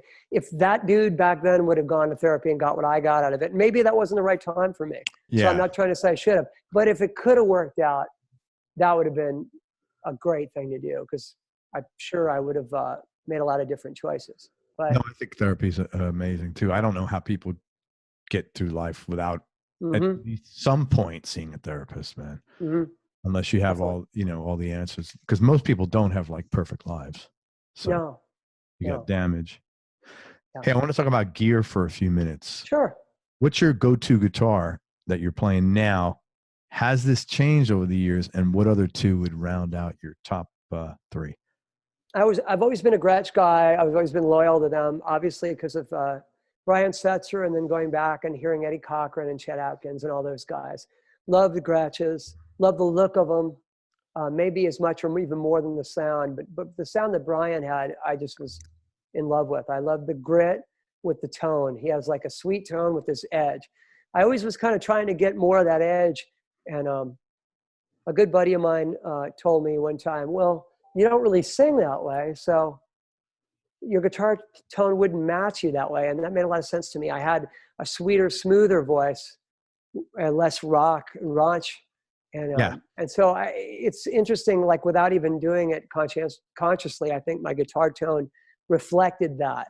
And then when somebody kind of brought that to my attention, I realized, again, another bit of embracing, like a sound that probably is something I always should have embraced. So I'm a Gretsch guy. I have a couple. I have one that actually Brian Setzer gave me, or sort of directed me to get. And that was one of his earlier hot rods. It's a 6120. Right. It's a hot rod, candy apple red. Beautiful guitar, man. It's a great guitar. It's been. Do you have that handy? Is there any chance that's handy? Yeah, I have it. You want me to grab it? I'd love it if it's not a pain in the ass. No, hold on. Thanks, man.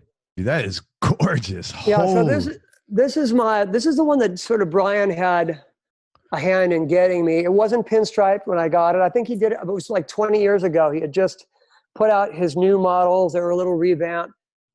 This is pre Fender getting into Gretsch, buying Gretsch. And I had a pinstriped from a really talented guy, Pete Finland, who's out of Fallbrook, California, an amazing pinstriper, world famous pinstriper. I was lucky enough to be. Man, I really like how he did the stripes around the toggle switch, man. He's incredible. The guy, I asked him, how'd you do it? Like the smartest thing I did with this guitar was I handed it to him. He goes, what do you want? And I said, you do whatever you want. And that as an artist was a smart thing to do. He painted the back and he said, and it was gorgeous. And he said, I go, I'm going to chew the shit out of that. And he goes, it'll look great. Don't worry. It does. And the more chewed up it gets, the more it looks like some old motorcycle gas tank or something. Man. But, okay, so everywhere and played it on it, like tons of Lee records. And those are TV Jones? These are TV Jones pickups. These, I've changed the pickups out of this guitar so many times I couldn't tell you. But the ones I got currently in there are TV Jones Ray Butts pickups. Ray Butts was the guy that originally invented the Filtertrons. Okay. And I was talking to Tom TV, and I heard the story about him. And what happened was a lady came in and she said, hey, I wanted to meet you. I heard about how you've been redoing these pickups, these Filtertrons. My dad was Ray Butts, and I have the schematics. And he was like, no way. Wow. So he brought in the schematics and he redid the pickups very traditionally, just the way that they were originally. And for some reason, and I love TV's pickups, all of his variations of these. And I have different ones in my other guitars. But these, for some reason, work perfectly in this guitar better than anything I've had. And just a very traditional sound, very Gretsch sound. Do you play with flat wounds on those or rounds? Good question. I actually switched over to flats because, let me see what I have on this one. No, this one I actually have all nickel round, regular wound on them. Okay. Although I know that I tried flats on them, but for some reason with this guitar, I preferred the others. I use flats on a couple of my other guitars though. Yeah. But pure nickel. I use Ernie Ball. They're a nice endorser, a nice sponsor for me. And I get their, I want to say old school rock and roll brand. I think I get 10s and 11s depending on the guitar. And they're all nickel, pure nickel. And they have more of a retro warmer feel to them. Those are rounds. These are rounds. That you're talking about though. These are rounds and they're pure nickel. And yeah. Yeah. I asked you because I just bought my first jazz box. I'm very late to the game, but so many people I've interviewed have said, man, I've been so influenced by Grant Green and by Kenny Burrell. Well, I started listening to them, and I'm not a massive jazz fan, but the tone that those guys got really. So I saw this, it's a Ibanez, but it's basically in 1981. It's basically like an ES-175 Gibson, but it's not $4,000. It was like $800. Sure. And I had to take it to the luthier, and I said, should I put flats on it? He goes, look, put flat wounds on it. because I don't play that kind of music. I'm a blues player. He goes, put flats on it, because at least you get to see how the guitar is supposed, meant to be played. Yeah. And he goes, and if you don't like it, then you go from there. You can try rounds, you can try different pickups, you can get rid of the guitar. And I'm like, man, that makes a ton of sense. Sure. So it's still there. I'm picking it up this week. So good ground zero place to start. Flat ones are great. They have a very specific sound. Yeah. They're a little harder to bend depending on how high you go, how heavy they go. I have flat wounds on a telly. I have one Telecaster. I have all Gretsches and one telly. And the telly I have flat wounds, and they sound great for it. Just what kind of, is that a Fender telly? It's a Fender telly, and it's a what's his name now? I'm blanking out. Brent Paisley. Mason? Brad Brad Paisley. So I was playing in Vegas with Lee, and I was in a music store with the drummer of Lee's band, my very good buddy Larry Mitchell, and Larry's a big country guy. He played with everybody. He lived in Nashville for a while. Amazing drummer who played with all the Roots guys and loves that old Roots thing. And I was checking out this amp in Guitar Center. He was just going in there for heads or something, and I was just hanging out. And there was an amp I wanted to try. It was like a cool little Fender Princeton remake, and it was like burgundy, tuck and roll. I go, I'm going to play that. So I grabbed this guitar off the wall. I started playing through it, and he came over and he goes, what were you just playing right now? Was that you? And I go, yeah. And he goes, I was checking out this Princeton. He goes, well, what was that guitar? And I go, oh, it was just some thing I saw on the wall. And he goes, no, go show it to me. So I pulled it off the wall, and it was this Sparkle, with Brad Paisley. I think it's a 61 remake of one of his favorite original ones. Worn, it's all worn already. Oh, it's relic, pre-relic. It's relict. And he goes, that's a cool guitar. He goes, let me hear you play it. And I played it for a while, and he goes, I think you need that. And I go, nah, I think you need it. He goes, no, I think that's what you tell your wife when you come home and say, look, Larry said he thought I needed it. Who am I? Yeah, I did. I don't think when the box came, So I went to the car, we started to leave and everything else. And I went, I think he's right. Maybe he's right. So I didn't buy that one. I went online, which is a bold move, and just looked it up. I found one sort of on sale. I have an endorsement through Fender because Fender's Gretsch, but sometimes I don't like to bother with it. I just said, you know what? I went to Musician's Friend or something, and they had some 24, 18 months interest free. I said, perfect. Found it. It was on special, ordered it, came in the mail, plugged it in. I go, God, this one plays just as good as the other one. Wow. And it's definitely one of my favorite guitars. I love tellies. I love old Roots country and blues, especially Roots country, though I'm a big Dwight Yoakam fan and stuff. So I loved Pete Anderson. And so I always sort of wanted that thing. And my Gretches and the way I set them up and the way I play them, you'll hear a little bit of that in my playing for sure, that rootsy country thing. Yeah. I definitely am a wannabe rootsy country guy.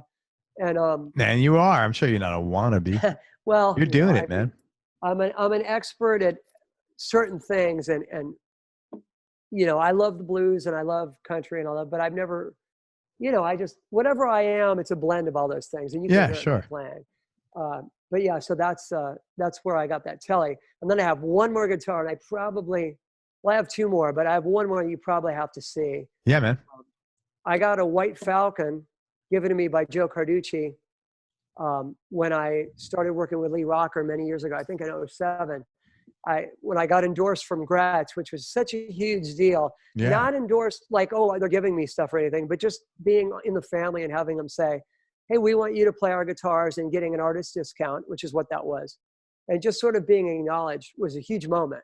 That's cool, man. Yeah, it is a huge moment. How many thousands and hundreds of thousands of guitar players are, and how many have endorsements? Come on, man. So it's cool, like 1%. Yeah, when you're passionate about a guitar or a company or a sound, and they look at you and go, yeah, we want you playing our. You're in the family, man. I'm in the family, and that's the way. That's what Joe says, and that was way more of a deal than whatever kind of discount they gave me or all that other stuff.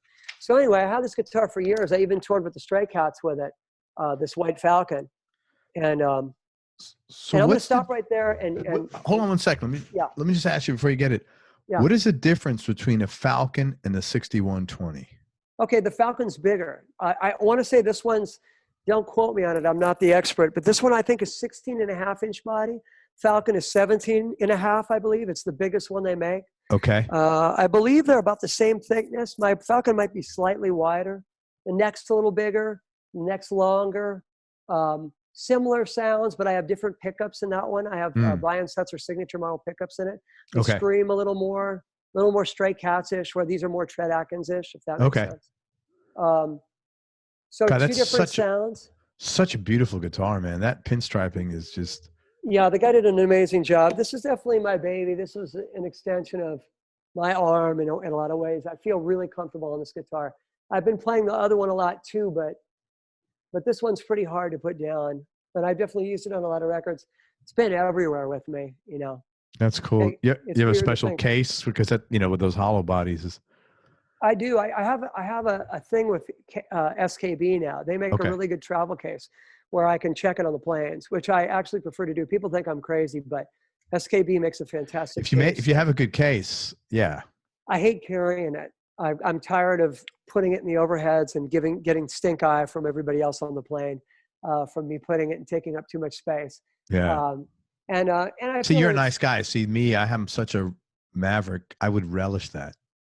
You would, yeah. See, I can't. Yeah, I'd be like, I'm putting it up there. Originally, I thought it was cool. Like, you look at me, I got my guitar, I'm getting on the plane. You know, everybody look at me. I'm a big rock star. You know, and now I just want to be left alone. I just want to. I just want to watch my movie on Netflix. Leave me alone. And, read my book. You know, I don't want to talk. Oh, who do you play with? Oh, I remember the Stray Cats. Oh, you know.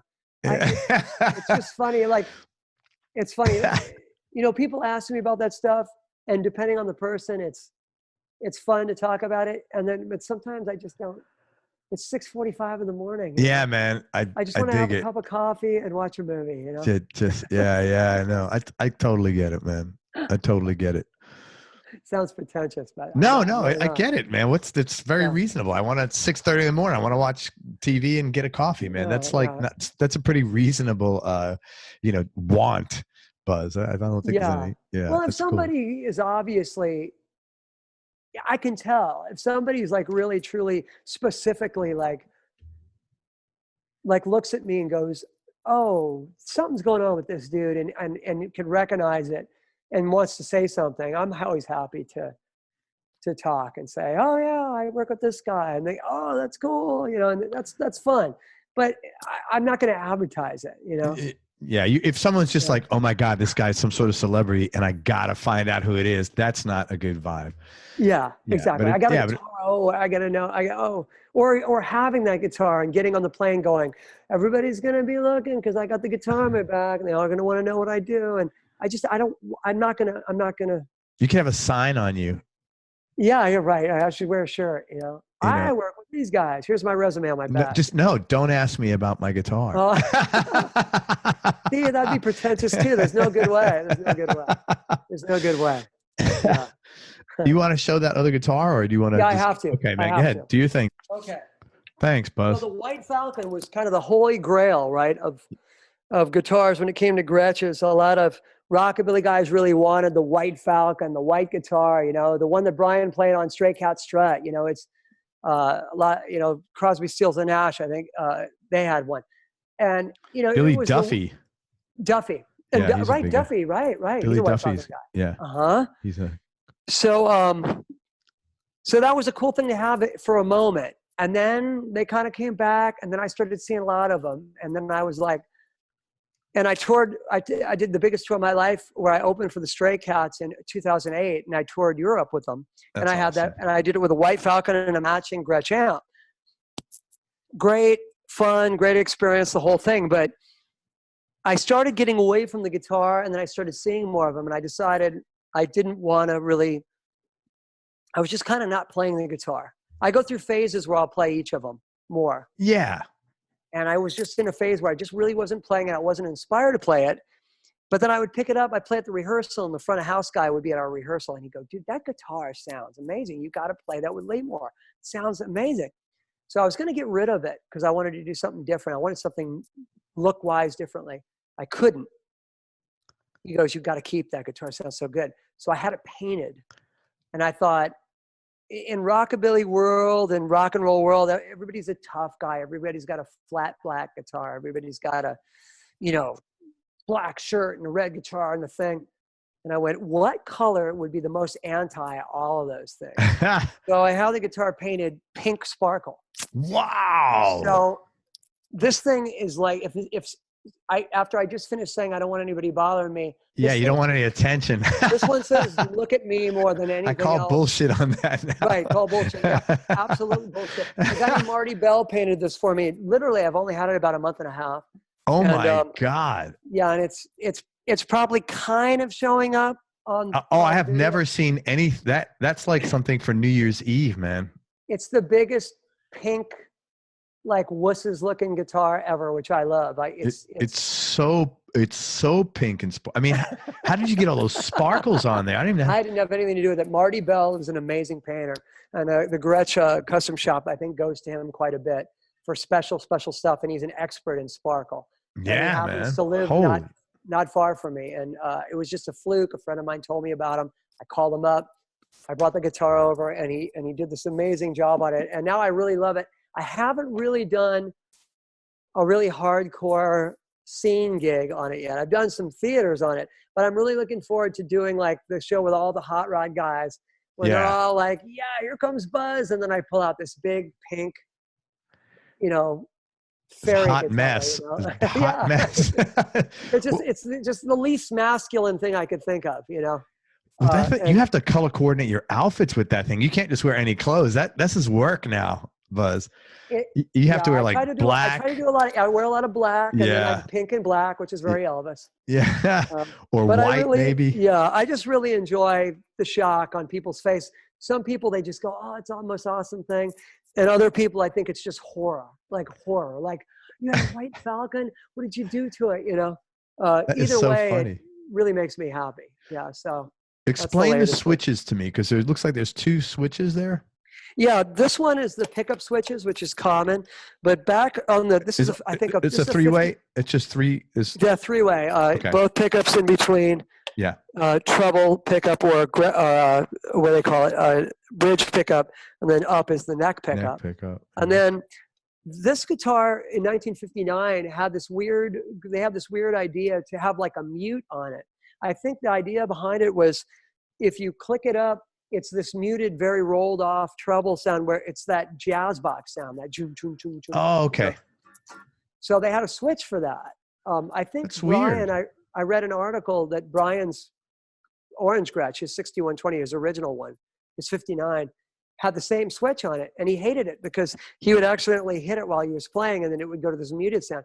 So he super glued his. So I actually had the switch taken out and put a little gold like emblem I found, this little cheap little. And it was a pain in the ass for you as well. Yeah, I wanted it out. I wanted it out of the way and so that's on my own little thing. And then the guy who painted it was all, "Hey, we could seal that hole and paint over." And I go, no, that's my thing. This little stupid, cheap, dollar, fake gold, Blue Moon 50s logo looking thing. Right on. That's your thing. There it goes. I don't know. And then you have gold pickups. Interesting. So gold. Well, the White Falcons are all gold with this. There's gold. This gold purfling. Yeah, exactly. Gold. Yeah, gold trim on it. The binding, they call it. Right. Right. And so, so it just came that way. And then I said, "Is this pink and gold going to be ridiculous?" And it's pretty ridiculous, but it works. So look, man, when you pull out a guitar that color, the least thing you're going to worry about is the color of the hardware, man. Right. You got other problems before that. You're right. You're absolutely right. I agree. That is wild. That is definitely, one of a kind, man.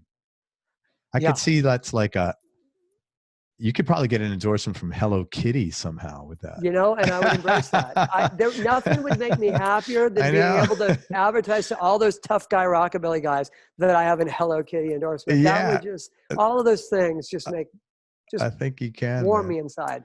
Do you like the Bigsby? Yeah, I mean, I couldn't play without one. Yeah, I like it too. Just a big part of my playing, definitely a big part of Brian's playing, which influenced me. And now it's just become just part of it. Yeah, like, man, you got such long fingers, man. Yeah, I mean, yeah, it's just a part of my whole thing. If I don't have it, like my telly doesn't have it, and I'm always doing that. Yeah. And then oh, it's not there. I forgot, you know. It's something special for me when I have a professional on, and when you guys play, just almost anything you play, it's very different than a hack like me when I'm playing. You know, it's like, you know, your comfort level is well, thank you for that. Yeah, it's just you know, like you did that little run, it just sounds so good. Thank you. It's so effortless. I know it's not. Well, if you heard Paul Pagat, then you're probably extremely underwhelmed by everything I'm doing, because he's really amazing. But there's a certain, when a professional, right? There's just a certain thing about it that you can do that is just so effortless. It's not effortless. It's because you've done it 20,000, 30,000, 40,000 times, maybe. That's right. Yeah, I understand what you're saying. It's like that with all guys too. Like I always talk about drummers. I had a lot of different drummers who would sub for this or sub for that for me, and I don't even need to hear a drummer play if I know he's any good. I can tell if he's good as soon as he picks up the sticks. You know, and the same goes for any instrument. As soon as you see a guy handle his instrument a certain way, you know, oh, he's a professional. And that's nice that you said that. I mean, you know, I would like to think over the years, I sort of kind of got some comfort on my instrument, you know? Oh, dude, are you kidding me? No, it just sounds great. I listened to... It's a work in progress always, though. There's always something to learn, you know? I think for everybody, though. I mean, I've had guys like Jeff, you know, really Jeff Coleman, Alex Skolnick, those kind of guys. They're all like, you know, I need to get better. You know, anybody that's a professional wants to get better. Part of the fun, trying to get better. Absolutely. Always somewhere to go. Keeps it entertaining. I know you know this guy, Red Volkart. Oh, God, I love him. Love his playing. And I had him, and he's like, you know, I just want to get better at guitar. I'm like, that's great. No, you're good. No, you're good. You need to get a little worse so some of us can feel a little better about ourselves. Yeah. Yeah, that's what I said to Red. Yeah. Get a little worse, Fred. You're killing amazing. us. You're killing us, Red. Yeah, he's amazing. Incredible. Well, man, I'm really sorry about that, but I'm really happy about your guitars, man. You're very enthusiastic about them. Thanks for taking the time to show them. They're really cool looking, man. Sure, my pleasure. Now I'm really want to come see you play with that thing. Yeah, it's ridiculous. And I will get a picture of me with you. Please do. Please do. Just for the guitar, man. You have to be really comfortable in your masculinity to play a guitar like that. Totally, man. Maybe I'm too comfortable. No, you're a he-man. You have to be a real, you know, very sexually comfortable or comfortable with your sexual self. Let's leave it at that. Yeah. Yeah. Okay. But well, thank you for showing me all your guitars, man. Oh, my pleasure. You ever have a guitar you sell that you wish you can get back? That's funny. I think maybe the first one, just because of kind of sentimental value, but not because of the guitar itself. I certainly don't need it. But you know, my first one was my first one. I had a real cheap Epiphone. I think it was a Joe Pass model. I had humbuckers in it. I had them pulled out, put P90s in it, and that's when I first started figuring out that I liked single coil pickups and the sound, and that was kind of what I was going for. And yeah, I mean, it'd be neat to just have that guitar just because of just such the very beginning. It was an Epiphone Joe Pass model. I think that's what it was. Maybe that's what it was. That must have been those guitars back then were great. This was probably like in the 80s or the... Yeah, it was late 80s. It was a nice piece of wood. Yeah. And the pickups were like okay. But when I put on some P90s, somebody said, hey, try these. It was a very good sounding guitar. That's what those TV Jones are? They're single coils? Yes. Okay. Yes. Okay. Yes. Very cool, man. Yeah. First record you ever bought? Good question. The first record that ever moved me or that I feel was influential, because the first record I ever bought, I don't even know what that would be. I bought some records in the 80s, you know, when MTV was out, and probably whatever was on at the time, you know. I wasn't that specific at the time. But those early records that my uncle gave me, the Beatles records, those were the most influential. And having those original records, I think I had a real appreciation for not just their music, but the roots of things and sort of the beginnings of things. Yeah. And then the more I learned about how they were so appreciative of guys like Carl Perkins and Elvis, made me appreciate him more. And those Beatles records for sure. I might have bought a Men at Work 45 or something, I don't know. We'll discount that. Yeah. We'll discount that. Yeah. That I was just kidding. That was a really big, pretty good single actually. That what was that hit? I don't remember it. Well, those guys had a moment. They did the Land Down Under, and Johnny. Land Down Under, right? Good Johnny was another big one for them. Yeah. Good little band for a while. Really good. Australian band, yeah. Did you tell me your top 3 Desert Island discs just for now, just for this moment? Because they could, that changes all the time. I guess I would try to pick 3 different styles that I love to listen to. Right. Nat King Cole is one of my all-time favorites, and I will never get tired of listening to him.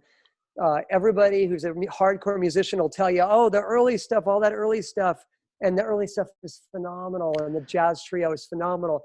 But I just can't get enough of listening to him sing those standards that everybody loves. I had a cassettes that a woman I lived with for a while gave me of like 4 of them, which I don't know how many songs that is, but it was a lot of them, of him doing standards, and I just loved them. So any standards by Nat, that would be one.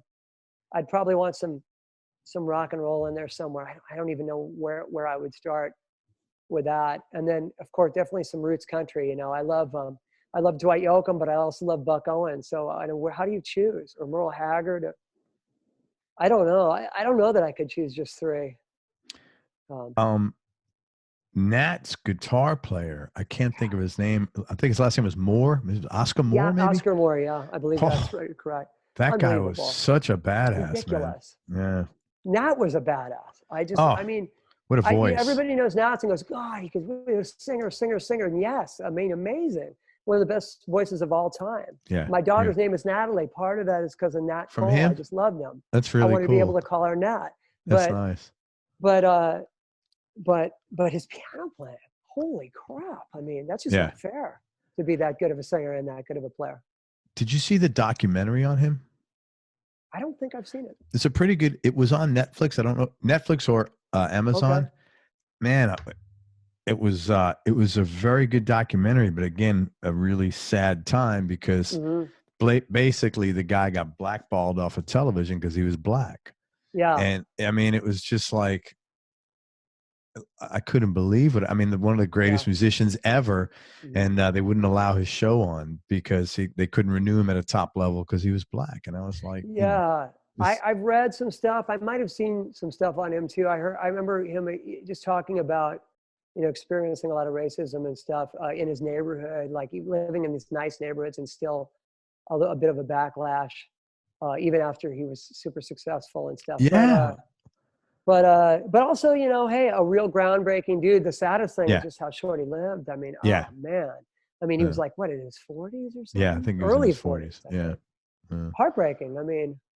Just heartbreaking. Yeah, man. But just what a talent. Absolute all time. If I have to listen to one dude and I want to just really chill, and I listen to him a lot on the plane, and I probably over listen to him, I just put Nat on all the time. I can just relax. You can't over listen to music, man. I don't subscribe to that. If it makes you feel good, man. Yeah. Yeah. He just doesn't get old to me ever. That's nice. He doesn't get old. Yeah. All right. Tell me the most important things you've learned about yourself, Buzz. Shit. What kind of question is that? I don't know. Now I'm going to fuck with you, though. I've got a lot of good questions like this. Most important thing I've learned about myself. I read these questions and I tried to think of some decent answers so I wouldn't stand here and ponder. What have I learned about myself?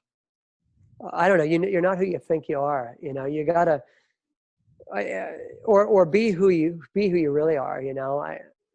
Just be yourself. I've chased my dreams and I've been very successful doing some amazing things. That a lot of people aspire to, and I have real gratitude and appreciation for the luck and also for the time I put in, and for the people that helped me get there. But I also appreciate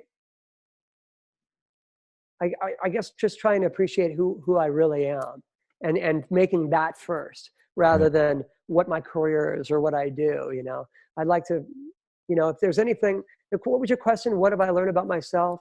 I think like what's important, what's the most important, what should be the most important things to you?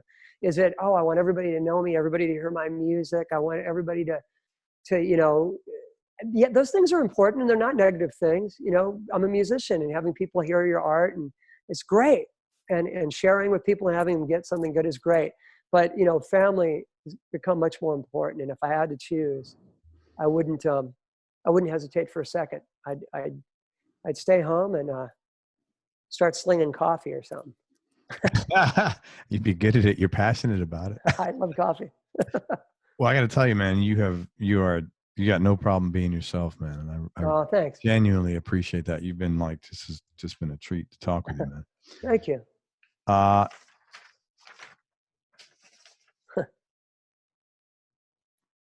You have any non-musical superpowers? Superpowers. Well, yoga is a superpower. I started teaching yoga. Right, man. Let's talk about that. Well, yoga's awesome. I've found yoga with my wife turned me on to it. My wife is anything that's good in my life. My wife is pretty much responsible for. She took me to a yoga class where we were doing some things together. Funny, man. Yeah. No, I'm laughing because I'm just. My wife often says to me only, and not in a. She said, "You know, you're kind of like a lost." Yeah. Just like a little lost before you met me. And I said, yeah, you know, so I'm so grateful. So I feel the same way. That's why I was laughing. Right. Oh yeah. She tells me that all the time. Everything you do it was my fault. And I don't disagree. But yeah, so she got me into yoga. We took a class or two together. I got into it. I do a lot of travel and a lot of sitting. My lower back used to go out all the time. I've been surfing all my life. But I don't always get the time to do it. It's time consuming and I'm not the closest as to the ocean as I like to be. And I needed something more consistent. And I started doing the yoga and it changed not only physically how I felt, my core and everything, but mentally as well. I started just feeling more positive and more at peace and stuff. It sounds very hippie skippy, which I was not something I would subscribe to, but it just kind of undeniable. So I got into it to the point of where a few years ago, my wife said, I'd like to teach yoga. I go, that would be cool. And she goes, you should teach. And we both got certified together. And so then once I got certified, I said, well, I'd like to exercise this muscle. So I started teaching. That's really cool. Yeah, I do it on the downtime. I do it in mornings and in the days. And it's usually early in the week. I usually tour a lot on weekends, and I teach Monday, Tuesday, Wednesday, and Thursdays if I'm home. And I just get a lot out of it. I'm not unbelievably great at it, but I'm passionate about it, and I feel really good. And along with that I changed my eating a lot too. I was mentioning to you that I'm pescatarian. I eat like a little bit of fish, but mostly just plants, you know, fruit and veggie. Yeah, it's plant-based diet. I don't eat any dairy and that changed. Then that was only about 2 years ago. And it just, they all kind of feed together. I'm not going to preach about it, but it works for me. How long, after you switched over to becoming a pescatarian, that sounds like very close to like Episcopalian or Presbyterian. Yeah, Presbyterian. Don't confuse the two. Yeah, I know. I want to honor your religion. Right. I'm a fish eater. I'm not a Presbyterian. Not that there's anything wrong with that. Anything wrong with it? Yeah. I eat a Let's little get that fish. perfectly clear. There's twice a month. That's it. Yeah. For all you hardcore vegans, I just eat twice a month fish. So what prompted you to do that, and how long did it take you till you started? And was there any physiological changes? Yeah, I started, again, my drummer friend, Larry Mitchell, who works with Lee Rocker, he had a cholesterol issue, not major, just like guys who are a little older. He's a few years older than me. And he was on that blood pressure medication, taking very little of it to keep his blood pressure in the right zone. And he went to a Loma Linda doctor and they told him, you know, what you really ought to try is going vegan. And he was apprehensive about it, but then he did it. And in 2 weeks, his blood pressure went down. And he was off the meds, and he started telling me about it. And once I stopped drinking and all that other stuff, I got into other diets and other exercises. I did some weightlifting and some bodybuilding diets and just different things, just experimenting. I'm obsessive about things. I get passionate about it. Started with guitar, and now it kind of went on to health recently. Okay, so Larry just said, "Hey, you ought to try this," and then you tried it. He said I was trying some different diets and just to try to get stronger, get healthier, get leaner. Because you really want to try to lean out, you ought to try this one. And I said, you're pretty lean. Were you this? It works. Okay, so you were not this lean? Well, come on. I was in pretty good shape when I went on the diet. To be fair, yeah, I was eating really simple carbs and about 8 ounces of chicken and broccoli, and doing these really simple kind of weightlifting kind of diets. But you can't do that forever. And I tried keto for a while, and when I tried keto, which is the kind of a meat-based diet, my cholesterol shot through the roof. And I'm not surprised about that. Yeah, so I stopped doing that, and then I tried this. I like structure, and so I asked him, what do I do? And he goes, well, read this book. So he turned me onto a book called, the hell's it called? 21-Day Plant-Based Diet, Keto Weight Loss or something. Not that I was trying to lose weight. It was mostly for obese people. And, but it was a good introduction to here's what this diet is. Here's what you kind of need to be eating. Here's how to think about it. So I read the book. It made a lot of sense to me, and I jumped right on it. And then after that, I read another book called Eat to Live by a guy named Dr. Furman, who's a big plant-based guy. He's got a huge website and a huge following. And that book really is a good one. If somebody was to be interested in it, I would say Eat to Live. Eat to Live by Dr. Furman. Great book. And I started watching documentaries and stuff on plant-based diet, and it's kind of becoming really popular now. I was sort of just slightly ahead of the curve a couple of years ago, but it's really getting bigger and bigger and bigger. But yeah, I mean, to answer your question, I started doing it. I started you start to just figure out naturally, I'll just eat kind of all the same things I used to eat, just not cheese, milk, or meat, and I'll eat all the same things, and maybe eat a little bit more and where do you get your protein? You get your protein from plant. You get it from where you always got it from. You don't have to eat meat to get protein. You get it from beans, you get it from broccoli, you get it from all those things. And protein isn't the only thing you need. People in America, they think, see, I'm preaching. I'm not going to do that. Yeah, you're always ahead of the curve. First, you're in rockabilly when no one else is. You got a pink sparkly guitar when everybody else has a white Gretsch. And now you're I'm following you, man. You're a trend setter, man. I gotta follow you now, Buzz. But you feel better. I feel fantastic. Yeah, I don't worry about how much I eat anymore. I don't count calories. Yeah. I didn't even worry about exercising. I don't even get on a scale. I just, if I want to really get as fit and feel as good as I can, I eat as much fruits and vegetables as I can. When I'm really lazy, I eat more bread and fun stuff and less, but it's still fruit and vegetable based, mostly, vegetable and fruit based. And I feel great. My wife and kids were sick 3 times this year, and I never got it. They don't follow they don't follow the diet. They think I'm nuts. They think I'm crazy. Let me ask you this.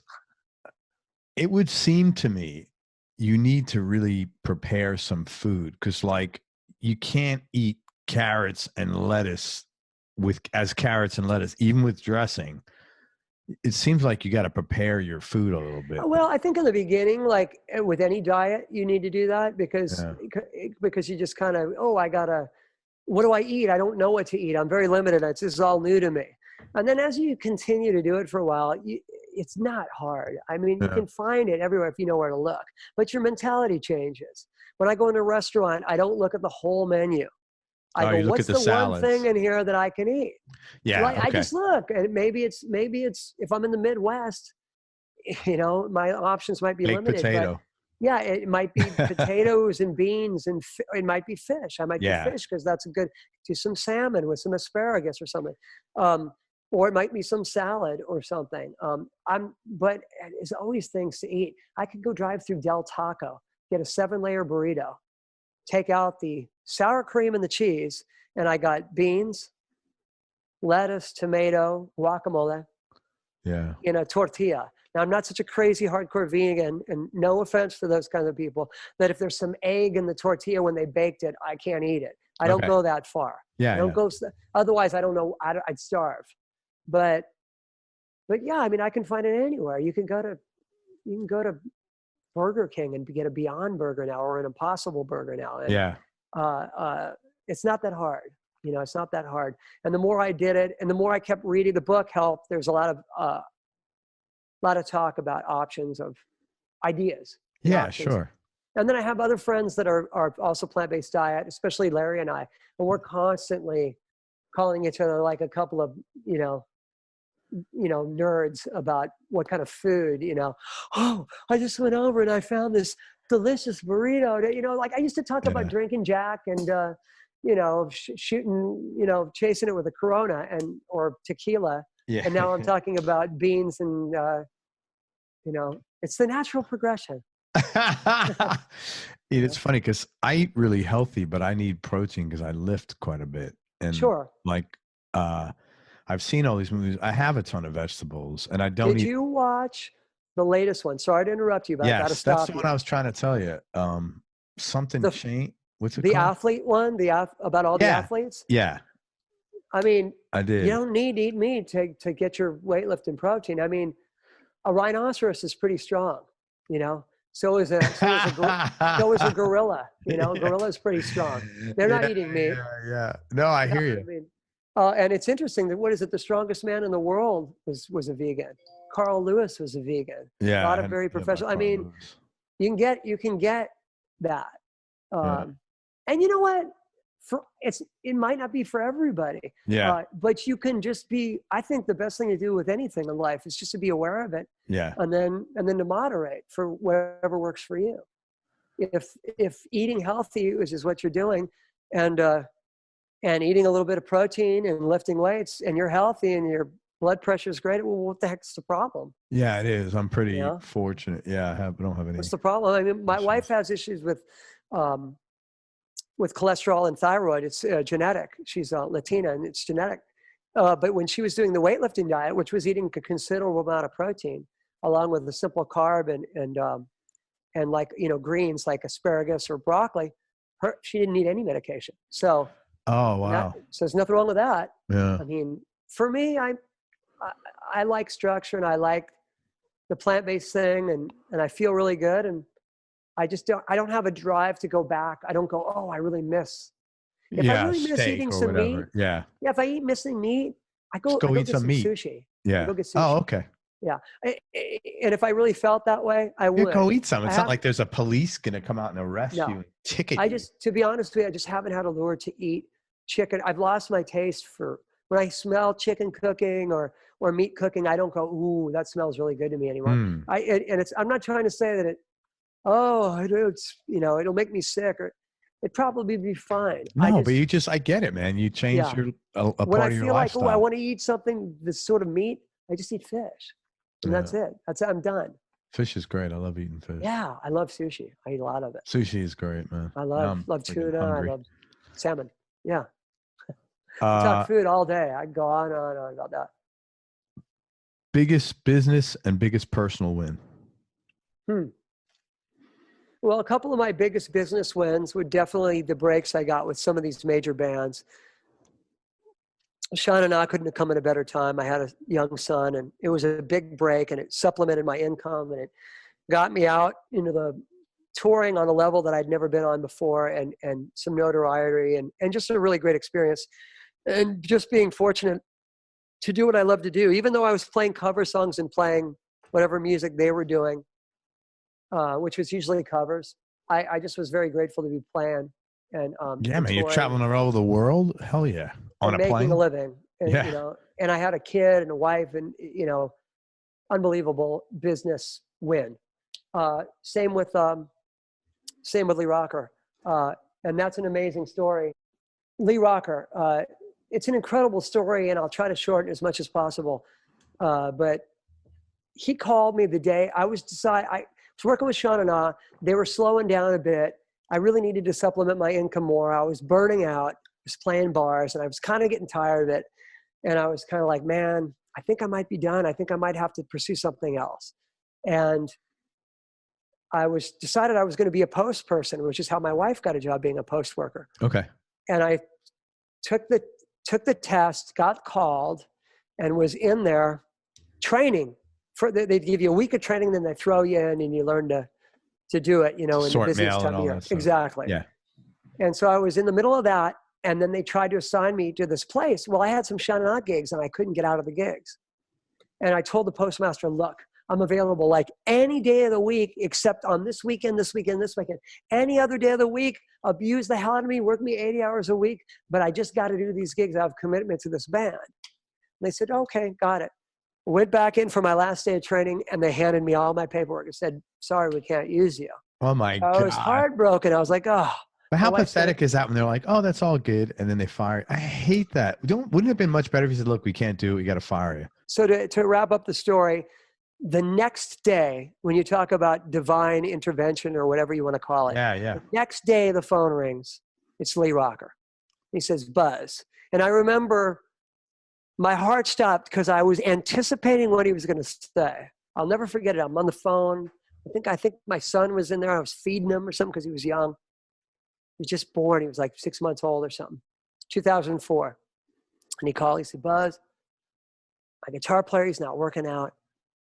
I got to get a new guy. You're the guy. You don't have to audition. Just tell me you want the gig and it's yours. And I couldn't believe it. I said, I want the gig. Wow. And it was amazing. And I went to his house the next day, picked up a few CDs. We sat down and chatted like you and I for a while about music, a little bit about what he was doing and sort of what I should expect and what I should work on. Oh, and he lives out there. He lives in Laguna half the year, half to 3/4 of the year, and then and now he's got another place in Manhattan near his folks who live in Long Island. Yeah, and that was incredible. I mean, the timing was. Yeah. If he would have called the day before and I was training for the post office and I would have explained to my wife that I was going to not do that and go play with Lee, she would have killed me. But the fact that they got rid of me, they fired and then he called, it was such a blessing. It worked. Yeah, it worked man. out.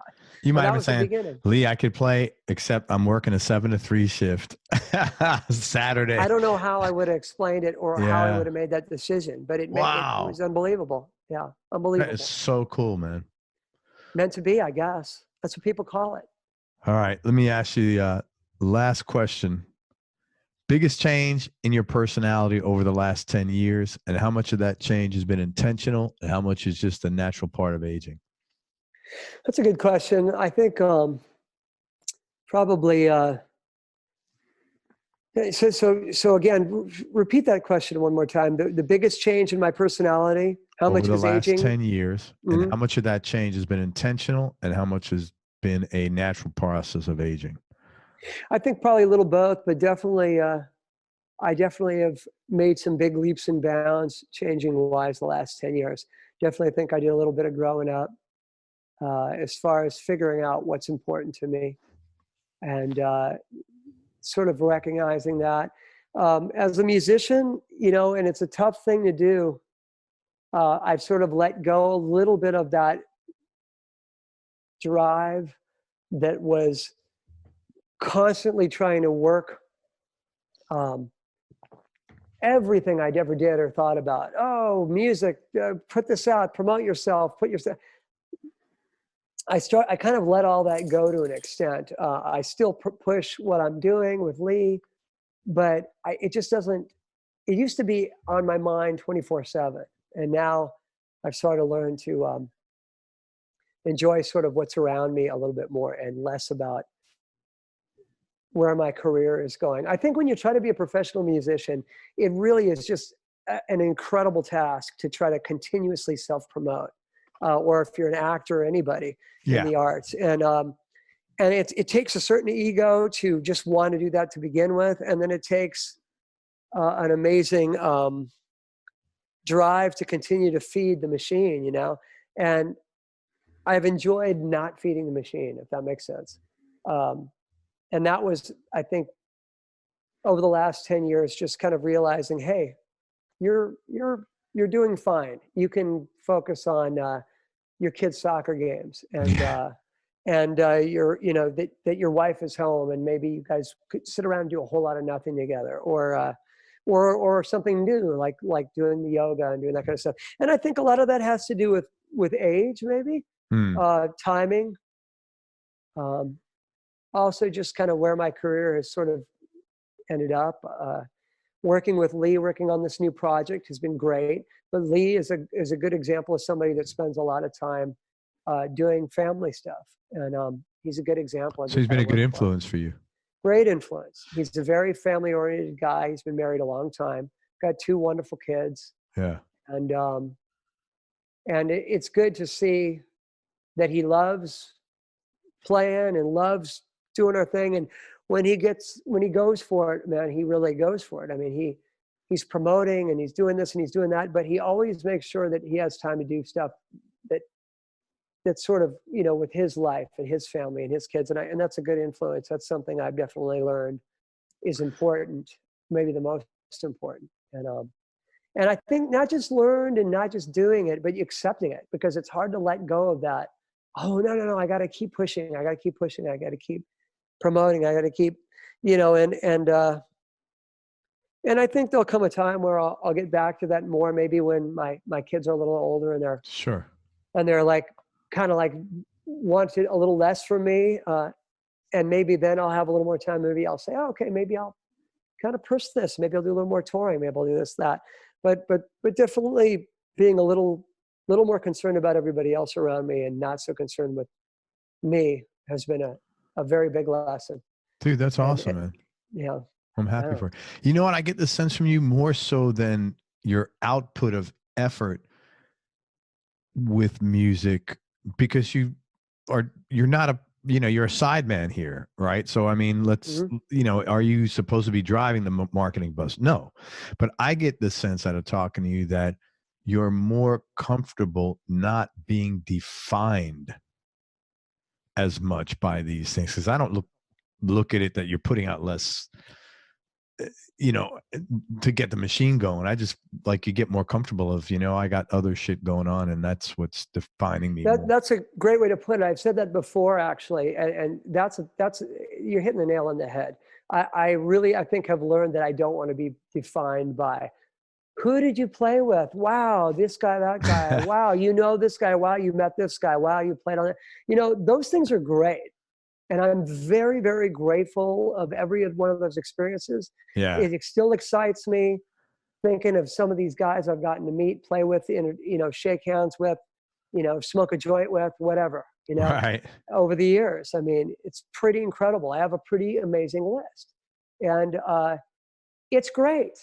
But I've sort of realized that that's great, but it doesn't define me. It's not. Yeah. It's not really what's important. The fact that I've met this guy or this guy or this guy, or played with these guys, it's a cool thing. And if people want to talk about it, I'm happy to share.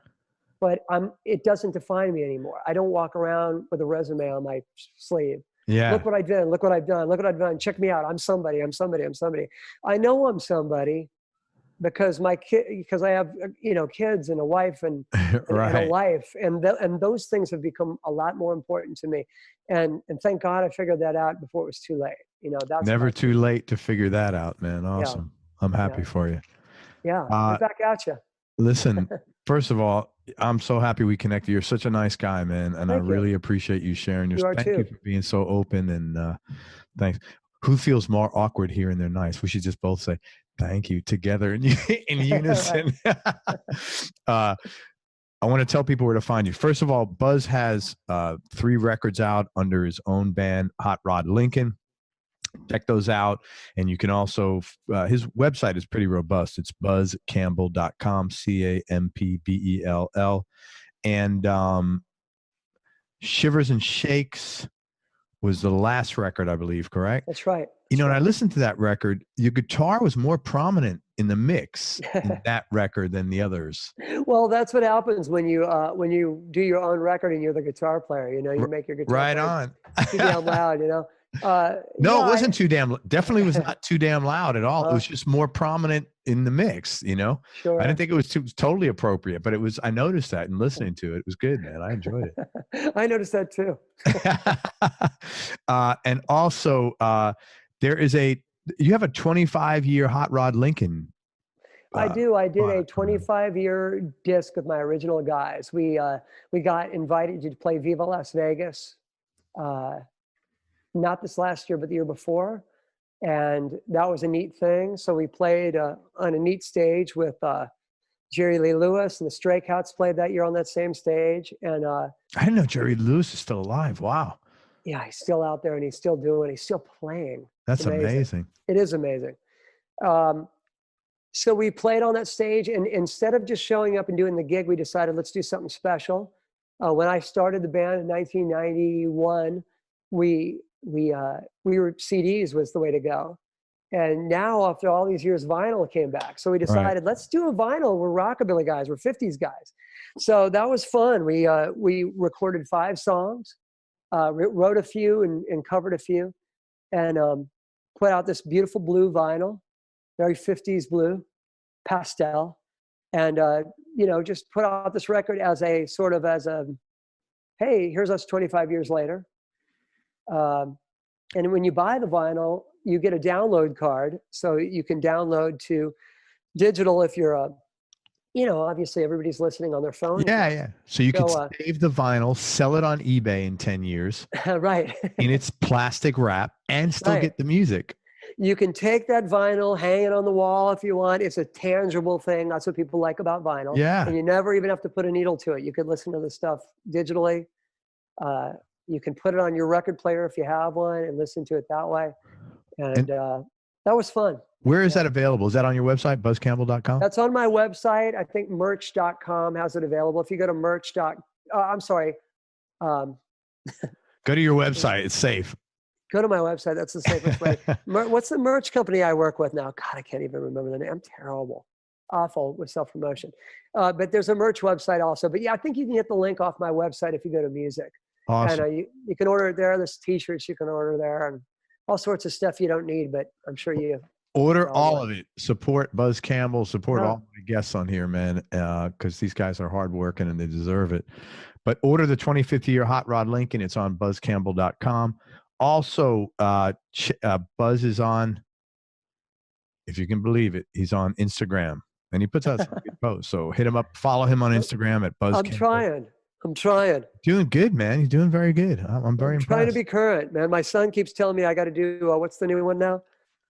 TikTok. He says, start making TikTok videos. Oh, good Lord, man. Well, let me know how that goes for you. I sure will. Well, if I ever get it started, I'll let you know. Please do. Also, go to LeeRocker.com and follow up wherever Lee's touring. Go out and say hello to Buzz. I'm sure he'll be happy to chat with you. Tell him you heard the show. And is there anything else I'm missing here? I think you covered it all and then some. I wish you luck editing this thing because we talked a long time. But thanks for doing it. Thanks for supporting musicians like myself. Thanks to Gene Jaramillo for throwing my hat in the ring. Yeah, man. I was happy to do it. Nice to meet you. And thanks to everybody, who supports what Lee and I do and what I've done in the past. And please come up and say hi. I love meeting people and talking to people. So right on, man. Come up and say hello. Yeah. Just not on the plane at 6:45. Well, let me wrap up and then we'll hang. Everybody, thank you so much for listening. If you enjoyed this, please share it on your social media channels. We appreciate your support. Please support Buzz Campbell and his music. Go to buzzcampbell.com, CAMPBELL.com, and LeeRocker.com. They're touring throughout the summer, spring, summer. We got a lot of shows. Yeah. A lot of shows throughout the year. We got a big one going. We're going to Europe again, which we haven't been in a long time. We got 2 weeks going through Europe in 2020 of November. So that's awesome. it's coming up quick, but it's still a ways away. But I'm looking forward to it. We're gonna have a ball. That's great, man. And it's a really nice show, man. You get it's music. It's Lee sharing tons of stories. And please say hi to Buzz while you're there. And thanks very much to Buzz Campbell for spending time with us. And most important, don't forget that happiness is a choice. So choose wisely. Be nice. Go play your guitar and have fun. Till next time, peace and love, everybody. I am out. Buzz, thank you for everything, brother. Pleasure.